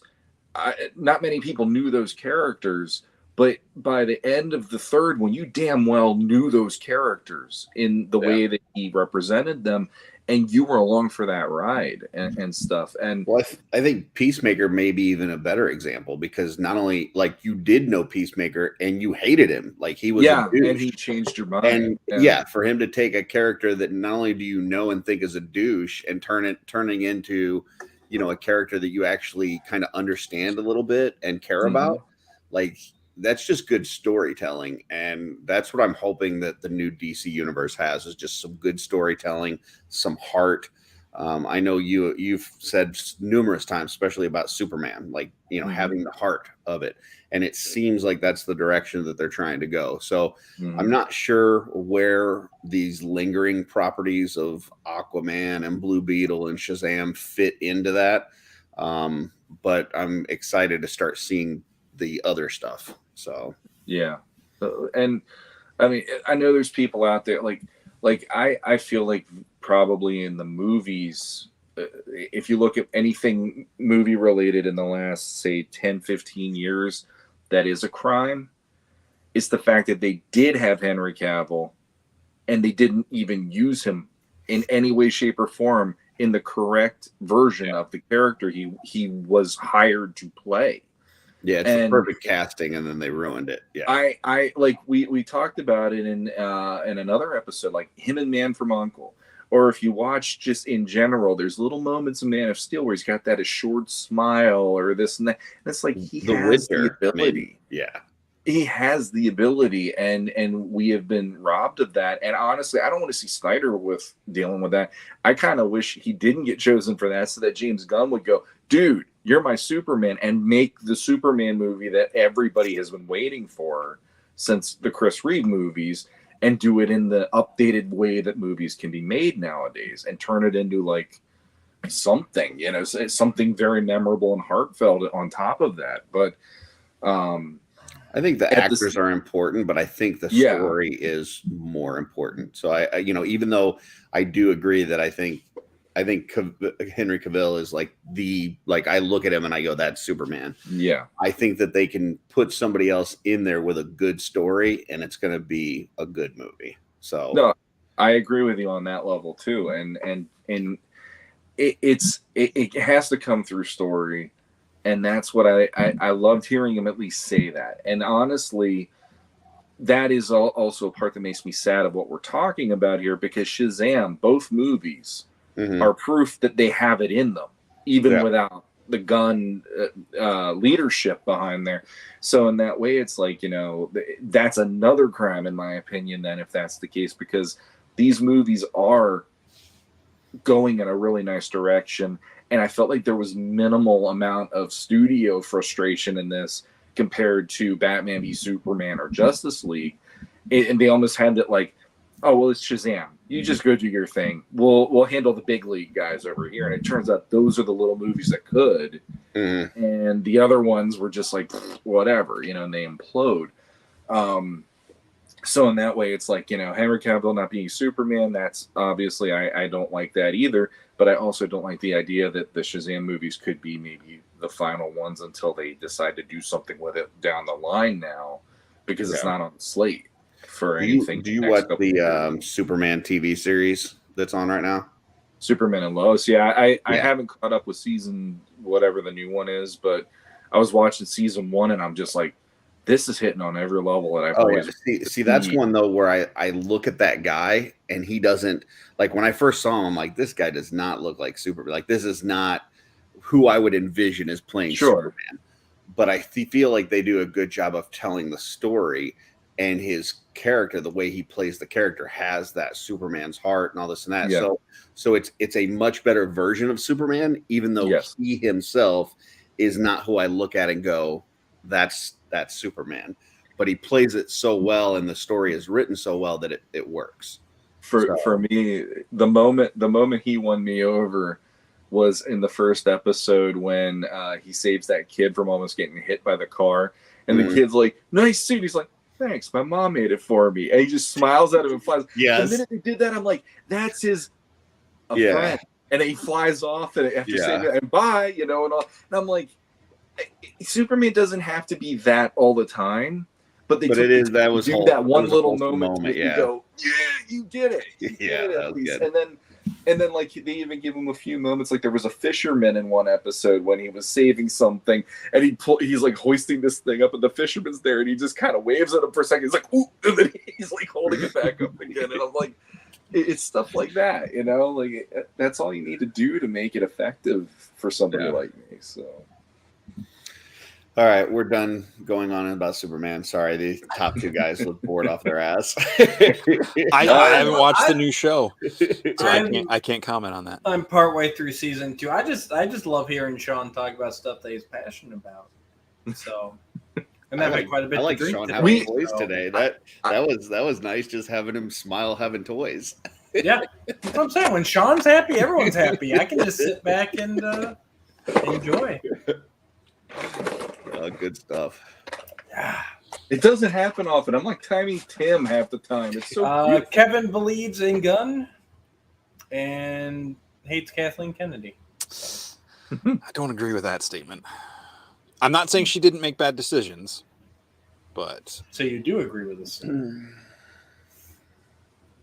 I'm just saying, yeah, she was in charge when the sequels came out, but she was also in charge when Mandalorian and Curtis, Andor, and other good Star Wars stuff has come out. So Andor what? And I think you meant and Snore. If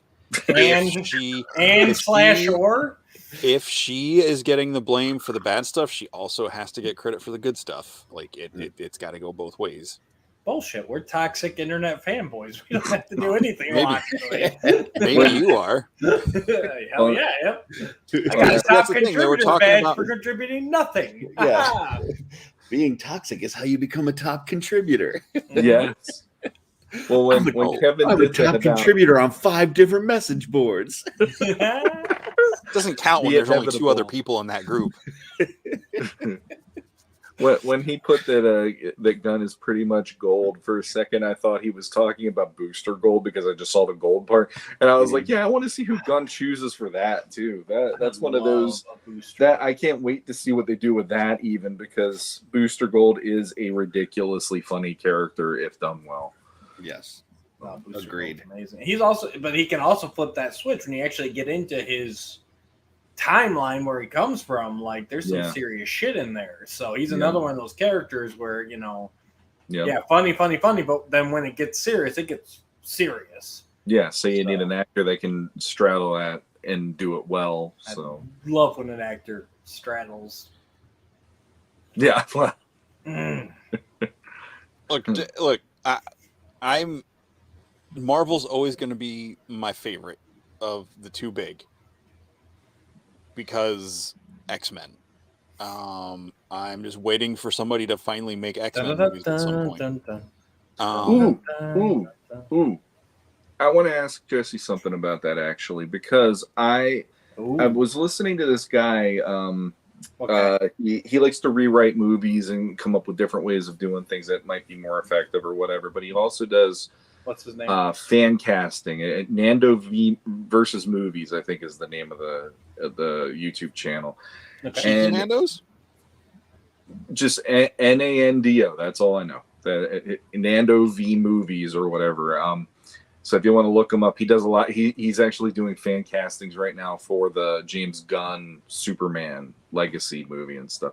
But he was doing X-Men once recently because of Marvel getting their team back and all that. And the one, I don't remember the woman's name, so I'm not going to go there and get into this. But here's one question for Jesse out of everybody, because I know how much this little lady means to you. In your if they would cast and I'm not trying to do this in a way to make you feel like horrible or whatever, but one of the people that he pointed out as being a fan favorite in the casting for Rogue is actually African American, which blew my mind because I did not know this. You didn't know she was African American? I like. There are certain characters. I'm just going to say this, and feel how you want to about me after this. There are certain characters that the way they've been represented up to a certain point, you just kind of need to do them the way that they've always been represented in some ways. Now, I know that that's definitely not a thing right now with certain characters, as in Little Mermaid, and honestly, I don't care about that as much. But in certain cases, Rogue being one of them, I had no idea that there was actually an African-American actress who is now a fan favorite choice. All right. I don't think Jesse's going to have a problem with that, but I also think Jesse's probably going to be like, well, this isn't going to be my X-Men either then, because Anna Paquin wasn't his, and now this other version might not give him like the Rogue he's always hoped to see. Well, versus what? I don't remember her name. I'd have to. Oh, so you're sorry. You're just asking. Kiki Palmer. Kiki Palmer. She's the sister in Nope. But so you were just asking if Jesse's okay with Rogue being black, is what I'm asking? Yeah, because out of any character that I can imagine, I honestly am curious his take on that right now that we're talking about it real quick. I'm going to say this and point to something I just saw from Taika Waititi, which I know how we all feel about Thor: Love and Thunder, but it doesn't mean everything. Like, he's made a lot of good stuff, and that movie, and even Chris Hemsworth, he's like, yeah, we were just having too much fun making that movie, and we lost balance of the humor versus the seriousness of it. So I think that's fine. No, I am not who I think needs to be Rogue. Come on.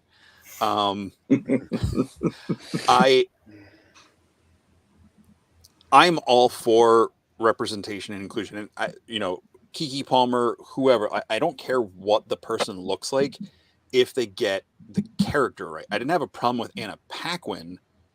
I had a problem with the way they had Anna Paquin portray Rogue. Like, I was excited when I first saw Anna Paquin was going to be Rogue, because I hadn't seen her in a lot of stuff at that point, but I knew she was. I'm like, oh, okay, that'd be fine. Yeah. Like, and then she wasn't Rogue. Like, yeah. Her family having like a nice suburban home, like she's supposed to practically be like trailer trash. Mm-hmm. And I just didn't feel that they captured anything about that character.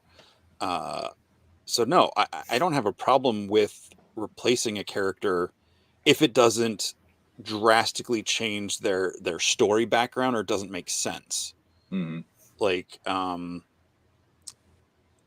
there are some people where if you cast someone who is a person of color in a role that is traditionally a white character, that dramatically changed that white character's background. Yeah. So like in season 2 of Umbrella Academy, they go back to 1960s Texas, right? And the whole civil rights movement and everything. In the comics, Rumor wasn't black. Now, I never read that story arc, so I don't know how they played that out, but she wasn't a black woman in the comics. She was pretty sure she was just white. So like that whole thing with her being a black woman in the 60s during the civil rights thing, and if you've watched Umbrella Academy, like that drastically changes stuff for that character. And I think they did a really interesting job. They made it a lot more powerful and moving and on all that. So like, I think if they do it right, they address the character right. But Taika Waititi, I just saw an interview or some clip with him the other day where he's like he's like, just because you want to be diverse, I'm not trying to misquote this, I don't have it memorized, but he was like, have diversity, but it doesn't mean you have to have one of every flavor basically in every single thing. Don't just check boxes. Yeah, he's like, we want to see more, Polynesian stuff, but like, we want that to be like made by Polynesians, like all the way, like at the top, like, so I don't think they need to replace every character with someone from a different race. I think that's a very trendy thing to do to appeal and be sense of it. I also don't have a problem with it when it makes sense. Like, I didn't mind Michael B. Jordan being Johnny Storm in the Fantastic Four movie, except that movie sucked, but it wasn't because he was Johnny Storm. He was like the best part of that movie. Okay, so I have no problem with them creating new characters that are of a certain race, gender, whatever, sexuality that you want to create. I don't even mind them changing characters that aren't iconic. You know, if you did Guardians of the Galaxy, you know, however many years ago when that came out, and you made Peter Quill into a black woman, I don't know who Peter Quill is, so I don't really care. But, you know, you're introducing this property to me for the first time anyways, and to most people, so it's not going to be a problem. If you make Superman black, that's different. That's, in my opinion, that's different. If you made Wolverine a woman, which now there's like you just called it Wolverine, or if you made Wolverine you know, a black man, that's different. So I don't think you need to change characters just to change them, to add diversity.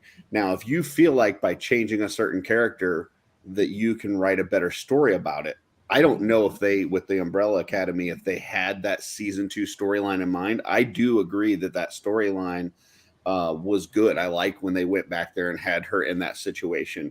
And so if they felt like by changing the race of that character that they could add that to it, and it would be an interesting story, and it's a character that not a whole lot of people are, you know, it's not an iconic character that like throughout history, I say go for it.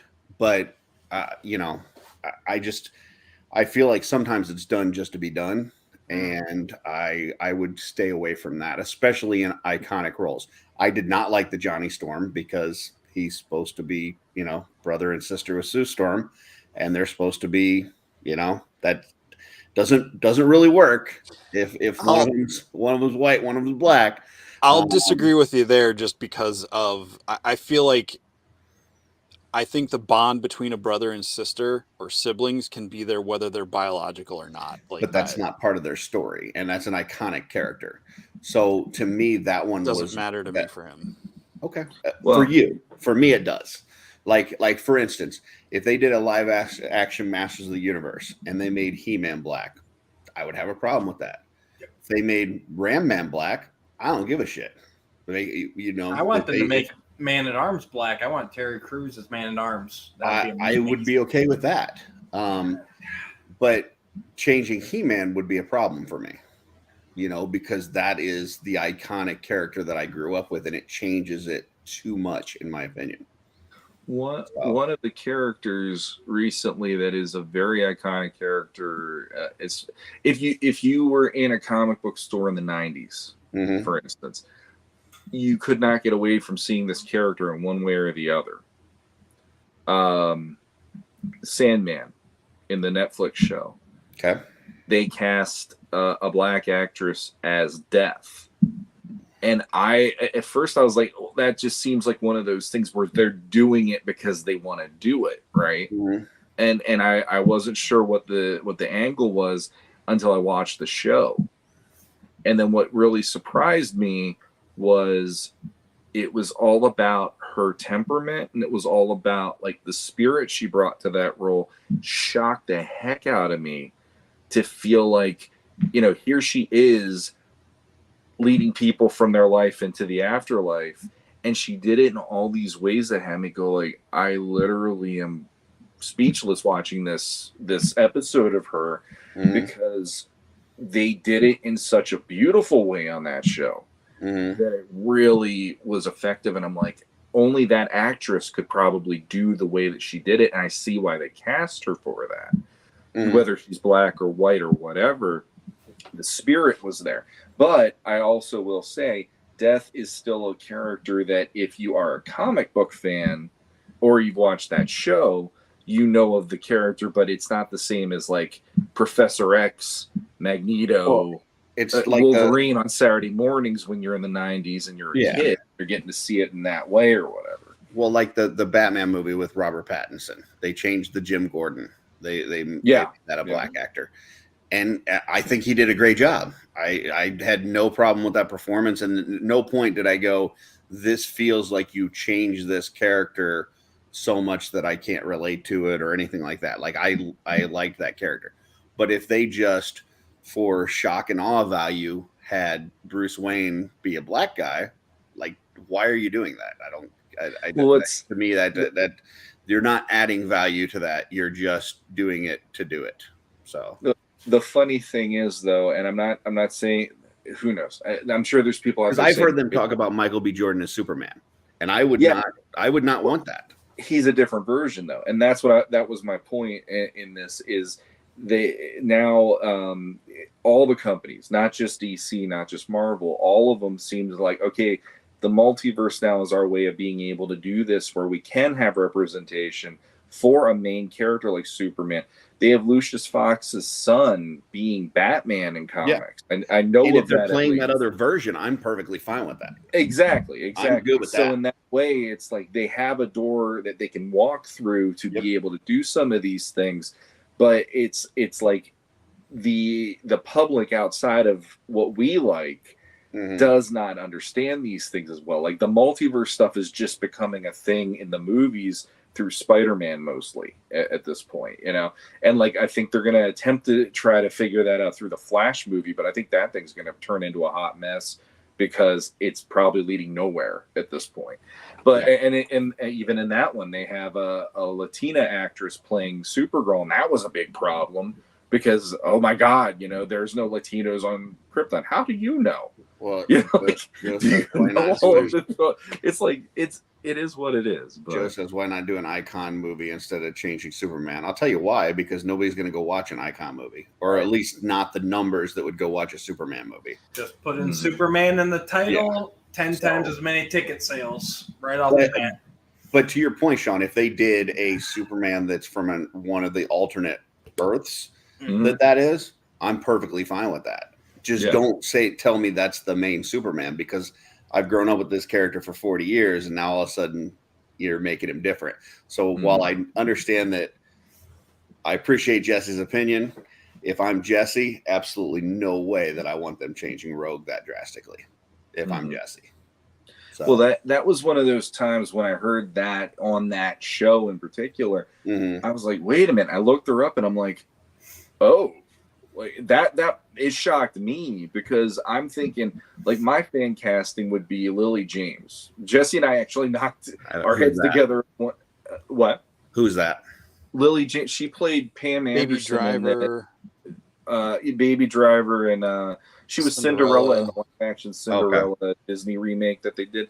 And she's got a vibe, and she also has done a Southern accent in a role or two and stuff. And it was fairly convincing. And I looked at her, I'm like, I could completely see her with the white and brown, and if they did the headband and all that from the 90s and stuff. And in some ways, it's like I don't know. It's just it's one of those things for me. It's like I don't read X-Men comics, but there is a preciousness to X-Men for me, and I think all four of us have a preciousness to it. We grew up with it in one way or another through the comics, through the cartoons. And for me, it's like I kind of want to see the best representation of these characters from the comic page to the screen that I would hope that Marvel does. Yeah. And then when they're talking about maybe shaking up some of the casting to be maybe more inclusive, there is a part of me going, like, kind of like you, if they create a character, or if there is a character who works for that ethnicity, go with it. That's great. But in my weird way, I want to see a white Professor X, because that's the version I've always hoped to see. And granted, I loved Patrick Stewart. That was the best casting in those movies for me, was him and probably Hugh Jackman, honestly. But it's like we don't have another Patrick Stewart, though. And that's something that is lacking. I'm like, who would you have as him, and who would you have as Rogue? Who would you have as Cyclops? You know, it's like in my head, I start rabbit hole and spiraling at that point. Then, so yeah, but yeah, I gotcha. So, anything else on that? No, I'm good. I shouldn't have even gone there, but yeah, thanks for at least indulging me, guys. At least Matt and Jesse were smart enough to stay out of most of that. So Yeah, No, I look. They're not going to clickbait them. The problem, No, it go ahead, takes. Matt. You haven't said anything. It just fan castings for me. I have to actually sit there and research. I don't have a lot of actors I can pull off the top of my head, so I'm pretty much out. Looking at that Kiki Palmer and the roles she did, I don't see how she'd be a good rogue, but I'm not against a darker skinned rogue. Like, I don't know. Fan castings aren't one of my favorite things to do, though, so I just sit back and listen. Yeah, I don't think the main point of that discussion was fan castings, though. I think it was more gender and race swaps. So, yeah, you guys covered it all. I will say, one that did it really well is the Invincible animated series on Prime. He took the time, even stuff that was more ambiguous, like the mother and Invincible himself, like they were just kind of drawn. But then when it came time for the animated series, he chose to make them of Asian descent and lean into a bit more. And see, I didn't read the comics, so I didn't know that they changed any of that. yeah, and like the Amber, she's completely different. And, yeah, she's a race swapped one too. She's a so much more interesting in the TV show than she was in the comic, and even like the storylines, like basically the first season of the comic or of the show kind of follows the first season of the comic, yes, but like he tightened up some storylines and he let some storylines breathe a little bit more. So like, I like that he's taken the time, and it is the original creator of the comic. Names are escaping me. Kirkman. Thank you. You know, he is in charge of this, but he's looking at what he did back then. He's like, we can do this better. Kirkman's and that's why Invincible too? Huh? I didn't know that. Oh, interesting. Yeah, Kirkman did Invincible. Man. I haven't read all of the comic, but what I've read, I've already read past where the TV show is, and like is the season 2 for that coming out at some point? Have we heard anything on that? There It's is a supposed to season be. 2. Yes. Yeah. No release date or anything, but That season 1 was brutal, man. That was it was amazing. I'd never read the comic, so I didn't know what to expect, and I was like, wow, this is something. Gets more brutal as It the story does. goes on. Oh, really? Mhm. But like I said, but you can still, because actually I read season 1, or I watched season 1, and then I started reading the comic afterwards.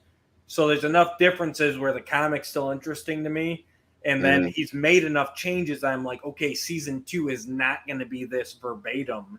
And like everyone in the chat saying, like, if you make changes that make sense and are good, they work. And Invincible is perfect proof of that. I can't say I like either better, but you know, I like the fact that he took the opportunity to. But it's also not a property that has, you know, like 50, 70 years. It's got the one comic run. Granted, it ran for quite a while from what I remember. But yeah, it's one run. It's easier to, you know, you don't have those guys who have been, you know, Invincible fans since the 70s, you know. Yeah. I mean, I like that they have stuff in there that's shocking, but it's not like The Boys shocking. Like sometimes The Boys, it kind of feels like they're doing stuff just to have shock value, whereas Invincible is just like really brutal. Like it's an adult comic. It's an adult story. So yeah, completely.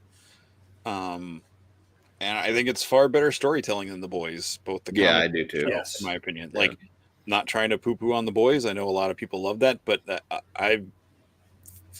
I'm probably done watching that. I don't enjoy the time I spend watching that show, so I'm done with it, I think.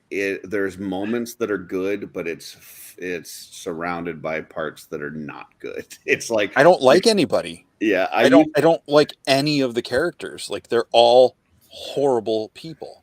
I will watch the next season, but I am at the point too where it's like, where are we going with this? What's the end game? Who are we rooting for anymore? Like, even the guy you rooted for in the first season, in the second season, it was like yeah, not so much. Right, exactly. Yeah. So yeah, definitely one where it's like, can we get to a point here at all, or is it the point just everyone sucks and the world's gonna explode? Yeah, Starlight's a good character. Like she hasn't really done anything to upset me, but everybody else is not very redeemable. Okay. All right. Next is Have You Ever? Have you ever? Yeah. Oh wow, I forgot this was a whole thing. Yeah, we got like 2 hours worth of shows still. Yeah. Cool. Real quick. This one should be quick. It should be. So I threw out Powerless, which I did watch at least some of it when it originally aired, and I've watched it all the way through once. And I did rewatch it over the past couple weeks, and I still thoroughly enjoyed it. I don't think any of you guys had seen it, if I recall correctly. I had seen like half of the first season, and then I watched the rest. All right. I saw at least one episode. Gotcha. When it was on. So did we watch it, and what do we think? Jesse? I did not watch any of it since we talked about it, and I remember enjoying what I saw when it came out, but yep.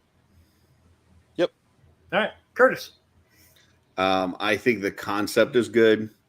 I enjoyed Ron Funches and I think he was funny. I think that the entire story and the performances weren't that great. It doesn't surprise me that it wasn't picked up and it didn't continue after that. But I think it could have had potential. I just don't think they executed it very well. I can see that. They were definitely watching it and refreshing myself on it. There were definitely moments where I'm like, well, this could have been done better. Yeah. But there's like it's one of those things where it's like there's all these little plot points where it's like that would make a really good story. Yeah. I'll let Sean go first before I expand further. I got through 7 episodes of it and I gave up, and I mean that because it's one of those. It reminds me of Parks and Rec season 1. I did not like that show, but then I got to season 2, and suddenly I'm like, oh my god, it's like they rebooted this show and it's freaking great now. Yeah. And if they maybe had a chance to retool the premise, it might be something I would go back to, but they only had the 12 episodes. I think one of the biggest crimes that this show did was they put Alan Tudyk into a stupid role. I hate his role on this show, and he's such a good actor. See, I thought I loved his stuff with the spoiled cousin of Bruce Wayne. Like, I don't know, they cracked me up. Here's the thing, though. Like, my issue with that is it works if you're gonna let the guy grow, but in the episodes I saw, he always admits at the end that he learned something, but then the next episode he's got some other reason he's an asshole, and I'm like, I can't do this. Like, this is literally like your alcoholic buddy going, I swear to God, I'm not going to drink tonight. You go to the party and he's freaking drunk and naked on the bar. You know, like, you told me you wouldn't do that. Oh, it was just one drink, man, or whatever. And then you're like, so now I'm a DD. Thank you very much, you asshole. And it's like, he reminds me of that in a way that just, it's like, I that's why I couldn't keep watching it. I know he's going to be an asshole in the next episode, and she's going to be Pollyanna, and it drove me crazy. It's kind of interesting that they chose, especially rewatching it. I think Vanessa Hudgens' character was like one of the weakest parts of the show, and unfortunately, that was the focus. And I realized watching it that is it Danny Pudi, Abed from Community. Like, that's actually where I saw him first. Like, I watched this before I watched Community. So. But she's dating a henchman storyline. I'm like, I think that had some really good potential. Mm-hmm. And I don't know if you made it to it, Sean, but the No Consequences Day, where I made it to the henchman one, and I think I made it one past that, so I don't know. Yeah, there's one with No Consequences Day where it's like the news comes out that Lois Lane was killed. No, I didn't get to that one. No. And so everyone's like happy because they get a day of no consequences because they know Superman's gonna redo, turn back time That's save her. actually good. That's Yeah. actually good. I'll have to watch that one. You gotta watch that one. That one's pretty fun. I won't go into it more, but it's those things where it's like, and I think, like Kurt, like you said, and even Kurt, like I think they were kind of realizing as they went along they needed to change things a little bit, because even towards the end of the 12 episodes, they were bringing in more superheroes, and they weren't just background characters. Like they were having direct interactions with like Green Fury and the Olympian and stuff. So I think your point is perfect. I think if there'd been a season 2 or even a back 9, like I think maybe we would have been talking about it completely different. But rewatching, I gotta agree. Like I'm in love with the concept more than the actual show itself. Yeah, the concept is interesting. I think the other problem I had was this show came out around the same time as stuff like Man of Steel, where it was now here's this stepping stone of we're going to do the DC universe like this, and this doesn't fit anything of that. This fit into more like Trial of the Incredible Hulk era of like, oh, well, here's somebody in spandex that runs into the room and that's the superhero, but there's no like awe about them. They literally look like they're wearing spandex and they're in the room as a superhero.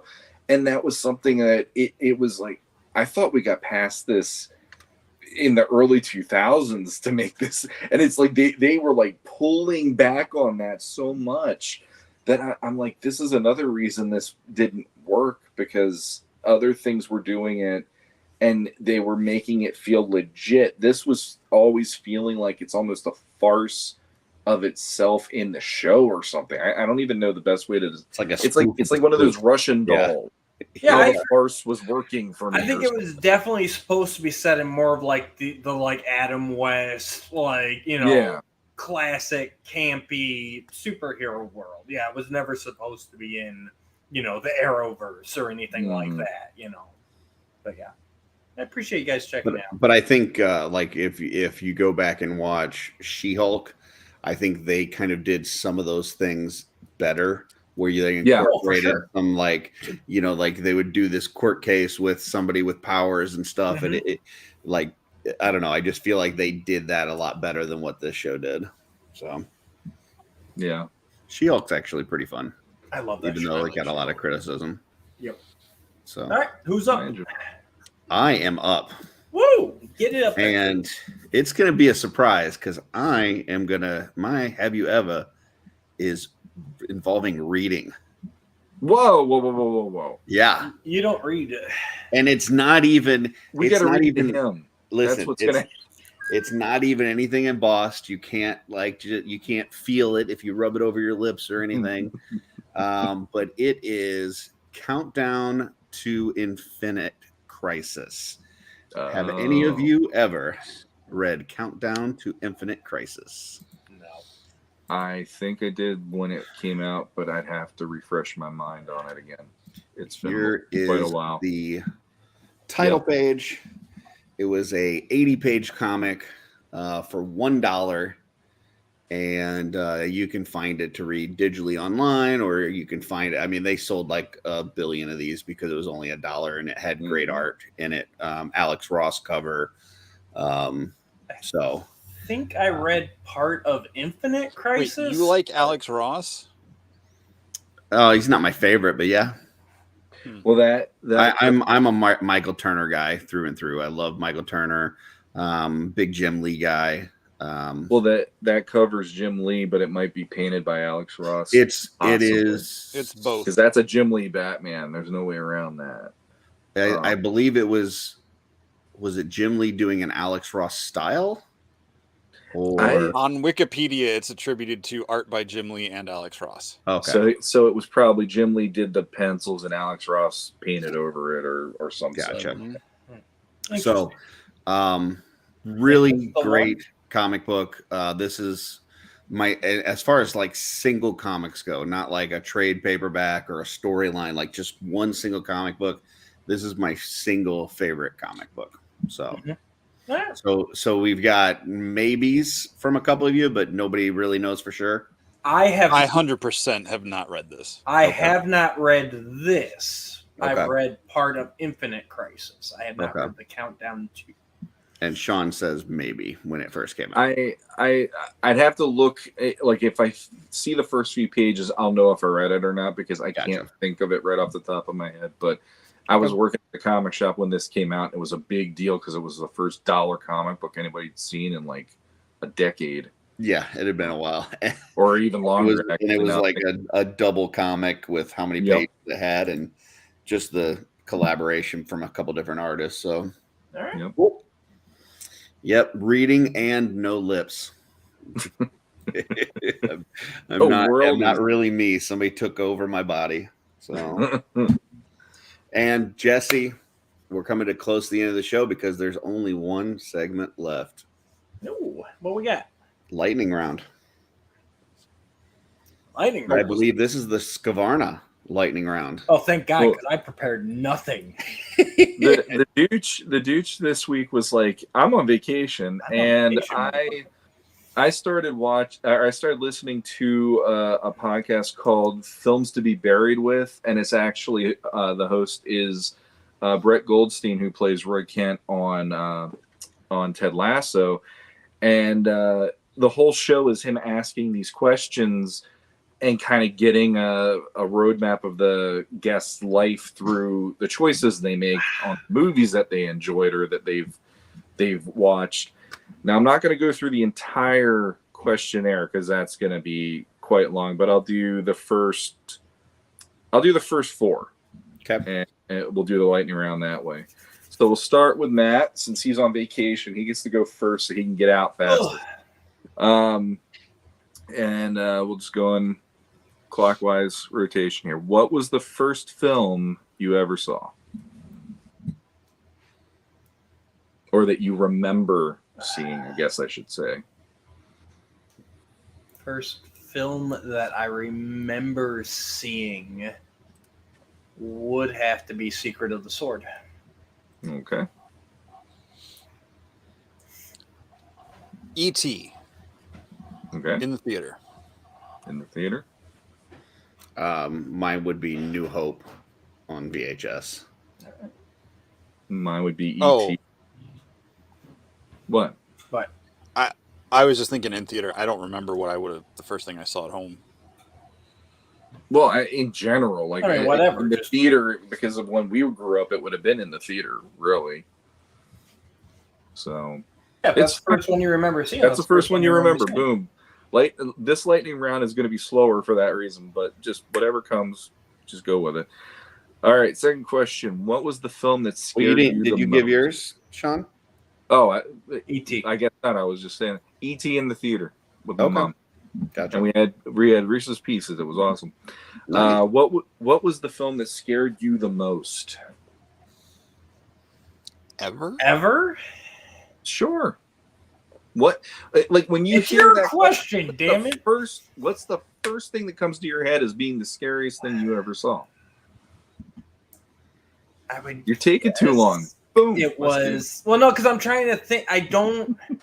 Boom. Let's do this. I know. Well, I don't know if it was the first one or what, but Nightmare on Elm Street. That's the Freddy Krueger, right? Yeah. Well, it doesn't have to be the first. It's the scariest. Listen to my words. No. I don't know if it was the first Nightmare on Elm. It was one of the Nightmare on Elm Streets, but there was a sequence where the dude's on like a waterbed, and there's like the naked chick. Was that 2? Curtis is saying? Okay, see, that's what I was saying. So apparently, Nightmare on Elm Street 2, dude's on a waterbed, and there's like a naked girl there, and then Freddy like reaches up and pulls him into the waterbed, and he drowns. And that scared the shit out of me. Number 1, just because it was a scary fucking sequence, and number 2, because at that time I had a waterbed. So okay. There you go. Interruptee. Event Horizon. Event Horizon. You've told me about that story. I don't know if I've seen. What one was that? That's not the lightning round. Okay. Jesse's not here. Jesse Arnold, next. That's lightning round, not explain it. Lightning round. Mine is also. I'm gonna explain mine because I just like talking. Mine is also Nightmare on Elm Street 2. But the funny part is I never actually saw the movie. The trailer scared me to death, and the whole like 1, 2, Freddy's coming for you, and all that kind of all that thing. I like. We were living in a townhouse, and I slept on one bed. My brother slept on another. But for about a month after that trailer came out, I slept in the same bed as my brother because I was too scared to sleep by myself from a trailer. Wow. So, yeah. All right. Mine is the first Paranormal Activity. I saw that in the theater. I saw it in the theater opening weekend with the girl I was dating at the time, and everything was fine while she was spending the night with me over the weekend. Then, beginning that Sunday night after she left, I woke up at the exact same time in the movie that they would wake up and stuff would start happening in the house in the middle of the night. And I was living in, and I didn't even plan that. It would just be like, it'd be 3 a.m. and I would wake myself up by accident. And I was living in a brand new townhouse apartment at that point, and I could hear noises that I didn't know what they were yet. And the place was pitch black, which that's part of what scares me about that movie. The pitch blackness and not knowing what's in there, but you hear noises coming out of it gives me the creeps. And on top of it, most of the movie is you're asleep and shit's happening while you're asleep. That fucks me up no matter what, because that's like, you can't help yourself when you're asleep and these things are happening. You're already in the middle of it happening to you. So yeah, it just on so many levels it messes with my head. And it took me about a month until I stopped waking up at 3 a.m. actually after that movie, by the way. All right. On to another topic. What was the film that made you cry the most? And I know in Dooch's case, he's going to probably say, I never cry. I never cry. It's made me cry the most. Oh, that's a tough one. I should have prepared. If anyone else wants to jump in, go ahead. If you guys have one. Nope, lightning round. It's you. This is how it works. Come on, play the game. I got nothing coming to mind. Well, if you don't have anything, that's okay. Well, you just say, yeah. I got nothing. Lightning round. Go, Jesse. There. Passion of the Christ. Okay.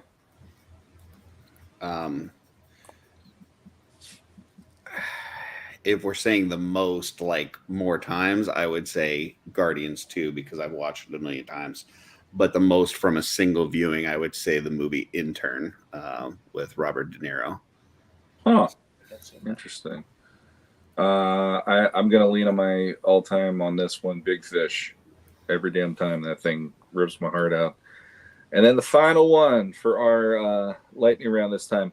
What film is terrible, but you love it?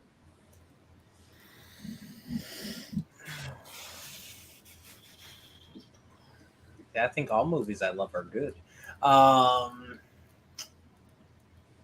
Well, the way that you could look at this is what would like the critics say, but then you go, but I love it and I think it's great or whatever. The consensus is one thing, but you believe a different. Dang it, I can't think of the name of it now. That superhero movie. Why can't I? Oh, Mystery Men. There it is. Oh, I couldn't talk. Oh, okay. Mystery Men. Okay. All right. Elizabethtown. Flash Gordon. That movie. I got two, but I'll go. All right. Knee-jerk reaction. Masters of the Universe, the live-action one. That one's also great. I have so much nostalgia connected to that one. So there you go. Lightning round on Matt's off week. Lightning round. He's on vacation. All right. I feel like I need to explain my scary movie now. Nope. Sorry. Too late. Yeah, lightning round's over. Lightning's not over, but now we can talk about the lightning round. Okay. No? Go ahead. But the lightning round was answer quick, and then we come you can get your answer quick, then you can explain it. Do it. Well, During that the was lightning never round. explained to me. Now that I know Okay. how to do the lightning round, What was your scary movie? it was Event Horizon. Came Is that out, the one where they're underwater and no. No. It came out fall of '97. I left home to drive across the country to Missouri, Springfield, Missouri. no one wants to go to And St. Louis? I drove through St. Louis. I was driving by myself. So I was going to college freshman year, first time on my own, driving my own ass across the country by myself with a AAA triptych and 3 CD binders full of music. Hell And yeah. no cell phone, and I'd seen the previews for it and I thought it looked interesting. It was basically like ghost stories in space. I was like, oh, that's kind of fun. It had Sam Neill in it. Okay, cool. I love Sam Neill. He's in Jurassic Park. It's got is it Lawrence Fishburne? Yep. Lawrence And Fishburne. Yep. and some other people. I'm like, all right, cool. This looks like a cool movie.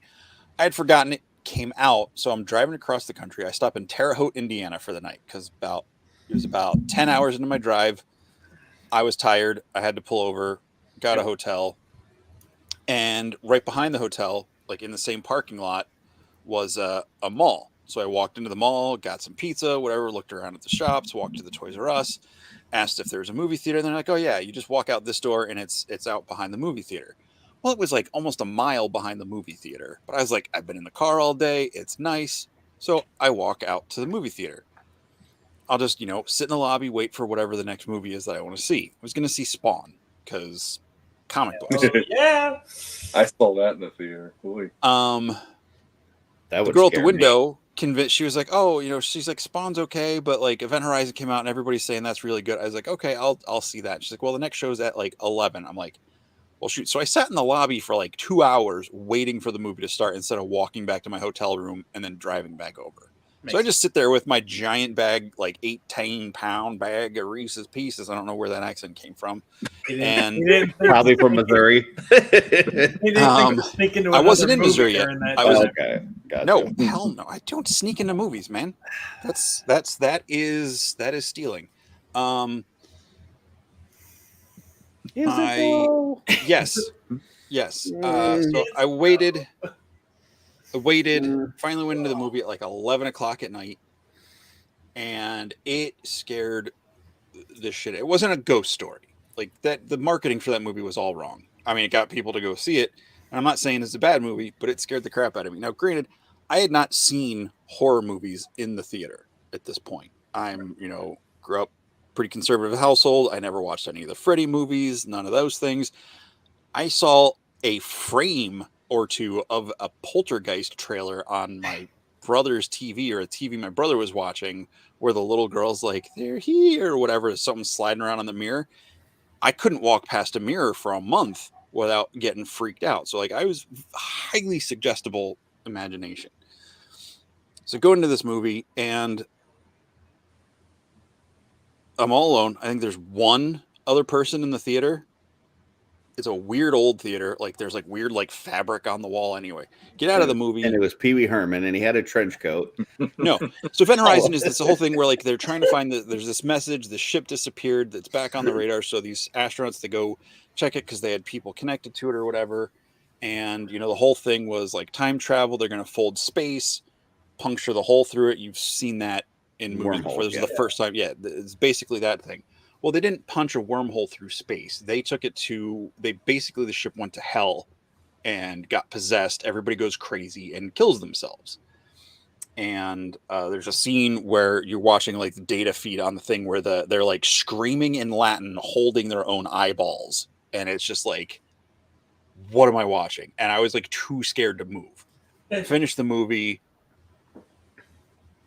And again, I'm not saying it's the scariest movie ever, but at that point, it was the scariest movie I had ever seen. And it's just, I tried watching it again the next summer on video and couldn't make it through. Then you had to walk back after that. Then I had to walk back midnight at 1 something in the morning, walk through the empty mall parking lot where every shadow was coming to get me, and I couldn't go to sleep. No, thank So I you. turn on TV, and the only movie that was on at like 1:00 in the morning was like a movie on USA or whatever the hotel had. It's just like a Motel 6 or something, nothing fancy. And I was like, oh, this looks interesting. And I started watching it, and it turns out it's like this psychological thriller where this like psychiatrist or therapist or something is basically like brainwashing this woman in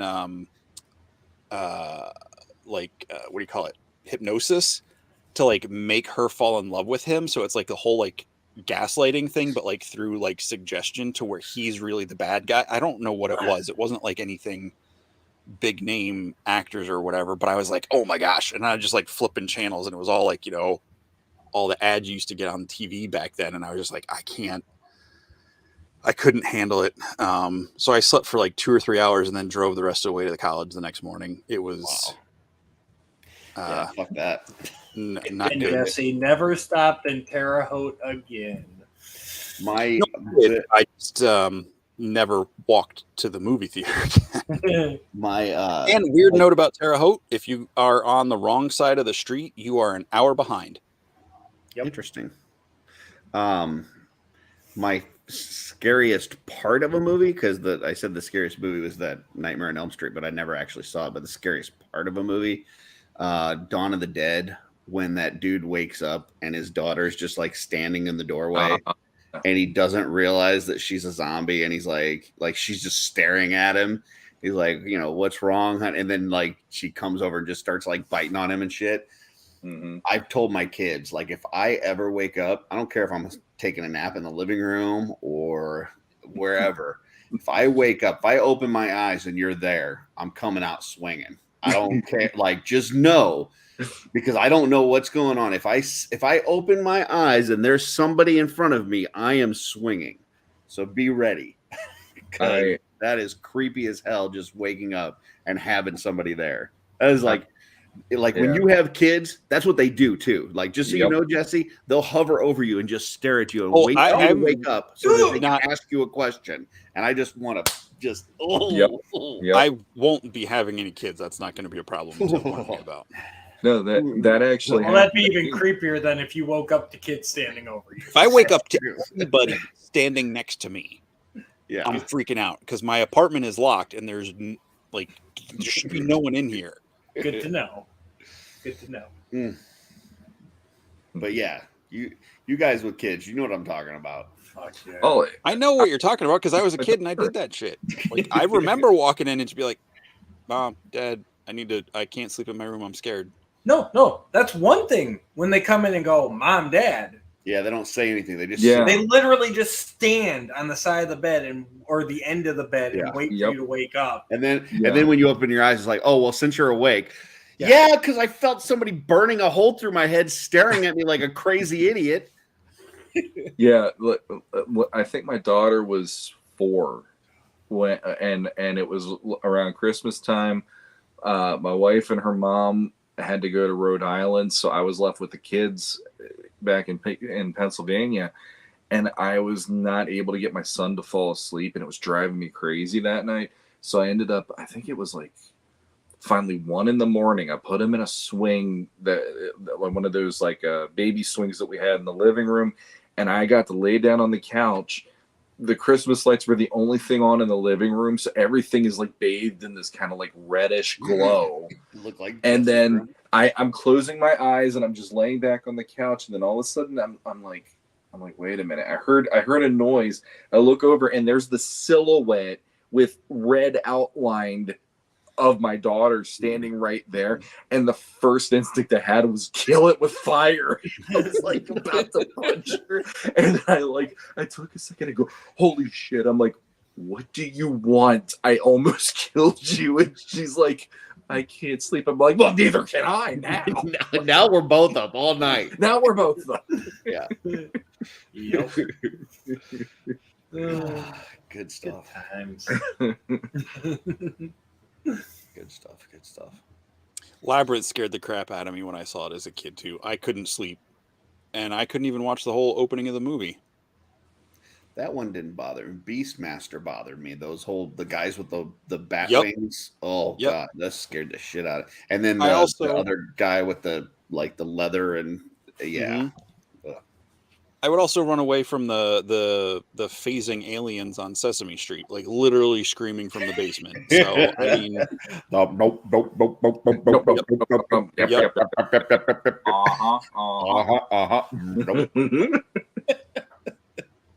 Yep. Oh, that's good. Planet of the Apes too. The old school Charlton Heston Planet of the Apes. Yep. When I would see those on TV, it's like my mind was processing, like, I know that's a person, but it doesn't look like a person. Like, and like, it was realistic enough makeup for what I had seen at that point that like, I couldn't figure out what was wrong with it. And it just scared the crap out of me. Like, I don't think I ever watched those original movies in full until the last 10 years. I don't remember what was actually on it, but I remember the first Simpsons Treehouse of Horror. Some of those are creepy. Yeah, especially the early. And it was kind of one of those things, like, I grew up in where it came to like horror movies, I grew up in a conservative household too. Like, my parents didn't let me watch anything. And they told me not to watch The Simpsons. Well, they didn't like The Simpsons anyways, but that was, early 90s. Yeah. Hatred. But yeah, I was specifically told not to watch Treehouse of Horror episode, and I stayed up at night in the basement with like the volume turned low and watched it. So I think it was probably all a part of all of that. But I do remember that freaking me out. But then I couldn't tell anybody because I wasn't supposed to have watched it. So I saw The Ring. I see that one on here. that one didn't bother me too much, but not The Ring, but the other one that really got me was The Grudge. Because that one was this whole thing of like, they found out that the ghost was this woman and her kid, and then like anytime you saw the kid, he'd meow like a cat, and then he would be like in the corner of a door and slide down the door, and she's just like, and that's the noise she'd always make when she's gonna get you. And I saw that movie, and I actually went up the stairs in I lived on the 8th floor or the 11th floor of an apartment building. And there's a scene in the movie where there's a woman going up the stairs in her apartment, and all the lights from the bottom start going off, going up to where she is. And she's she's out trying to outrun the lights going off before she can get out of the stairwell. And I was like, why the fuck did I take the stairs tonight? And it was because the damn, the elevator was being taken up or whatever that night, so I had to take the stairs or else I'm waiting forever. But then I'm doing that, just going like, all I'm seeing in my head is the lights going off, and there's going to be this Asian woman that wants to kill me at the end of the night. I don't know what the hell's happening, and why is the kid like a cat? What's the hell's going on here? I do remember when the Blair Witch Project first came out, and like people were saying that it was like a real film, like it was like they just found it, like from these kids and stuff, and that was kind of scary. And there was nothing actually in the movie that like is particularly terrifying, but it's just so stressful and tense the entire time. So that was actually one of the few movies that before Jesse left for college, we saw that, and I was blown away that you wanted to see it because you don't like scary movies. And we were in literally, it was like there were no seats in the place that weren't filled, because it was opening weekend. We got to get in there, and it was opening night. Yeah, it was one of the last showings, even if I remember right. So then, like, I think I drove us both there, and it's all back roads to get to your place. So then we're driving those, but we're together. It's no big deal. We're talking and stuff. And then you get out of the car, and then I go back on the road, and all of a sudden I'm like, I'm in the dark in my car going to all these backwoods. And then it was a half-mile lane through the woods to get to my house. And once I got on that lane, I'm like, oh, fuck this. Like, I was like literally like white knuckling it the whole way up that lane to get home, because I'm like, if I see anything moving that shouldn't be moving out of the headlights, I'm out of this car. I'm either gunning it or I don't know which. But that was actually right before I went back to college, summer of '99. So oh, that's right. I remember you were here, and I remember going, I really want to see that movie, and And you were open to it, and I'm just like, you don't like horror movies. That's kind of crazy that you wanted to go. I was expanding my movie intake because I was getting into scary movies, not like the slasher movies, but like scary movies at that point. And yeah, going to see that because I fell for the hype, like Curtis was saying. I thought it was a reenactment of film that was actually found, because we live in Pennsylvania. Like where they were in Maryland is only like an hour and a half away, 2 hours at most. So it's like, oh man, that's kind of like the Seven Gates of Hell story we had here, or all the different local things. Is like, okay, that's it was like a fascinating thing. And then like the night before I went to see it, I realized it like I learned that it wasn't based on an actual thing. Like so it was it was fairly early days of the internet, where every search I did took me to the sites they wanted you to go to for the movie and stuff. So it's not like you couldn't do that movie today. Like people would know ahead of time.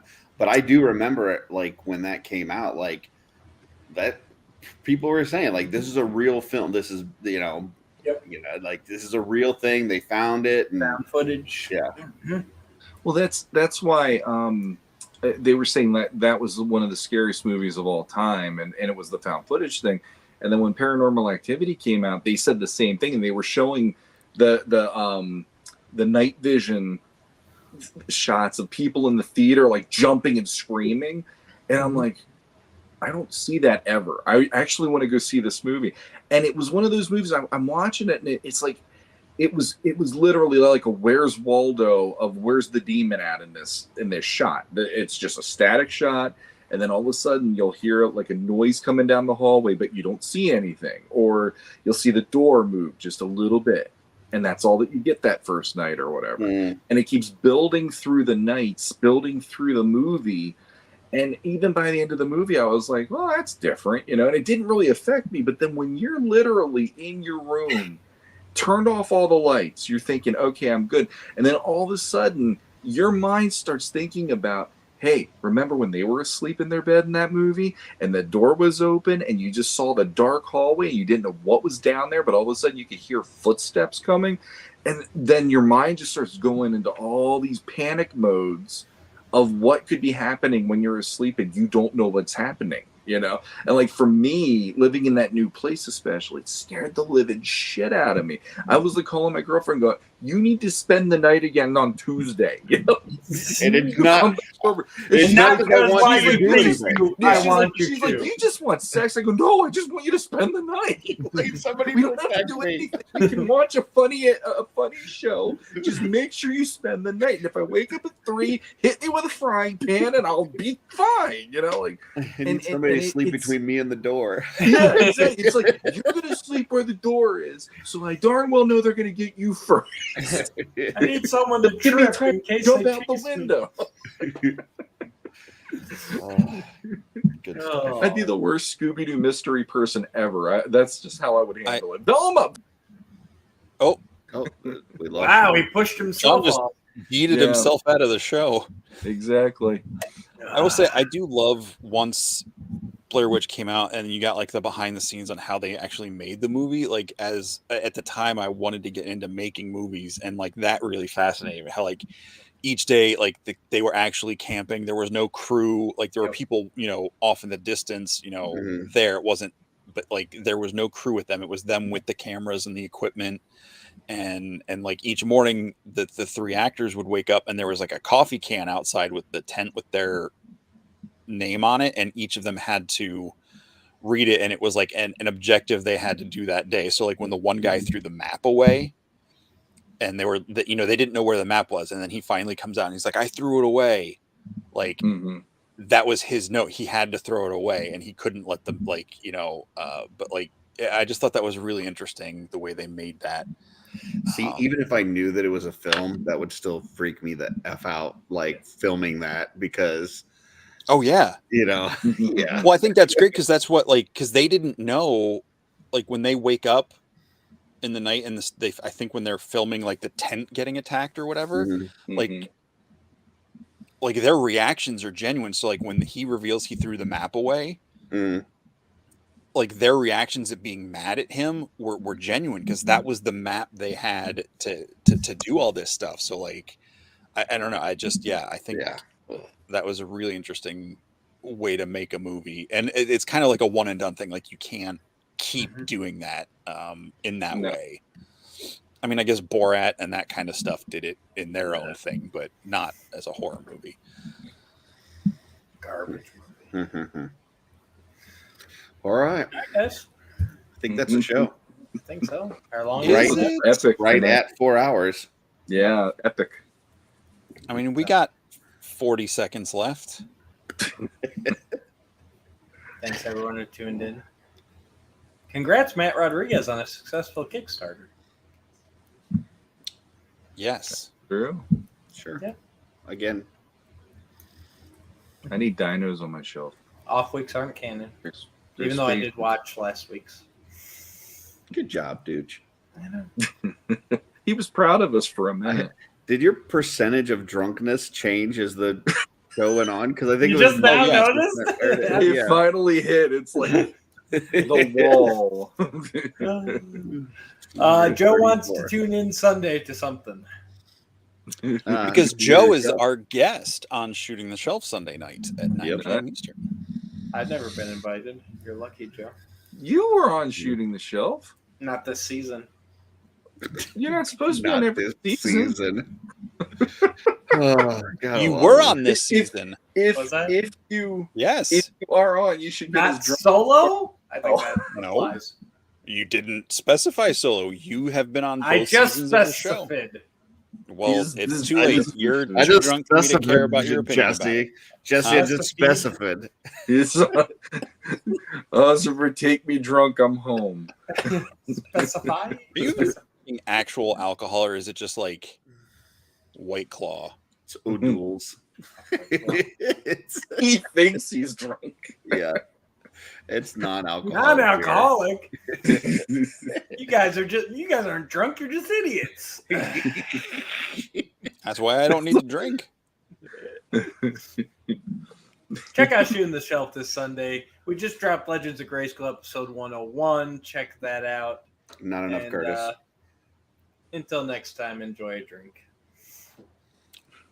Why am I doing that? Woo! Where'd the thing go? There it is. Push the button, Matt. I know. Why am I in charge of this? Laredo, take us out. Take her out.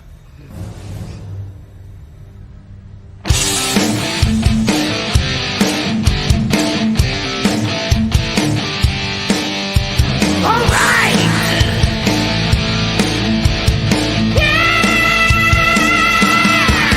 Blast off. Take flight each and every Friday night. Join the fun and let's go off-world. Geek out with us live where the nerdiness will thrive. Buckle up and let's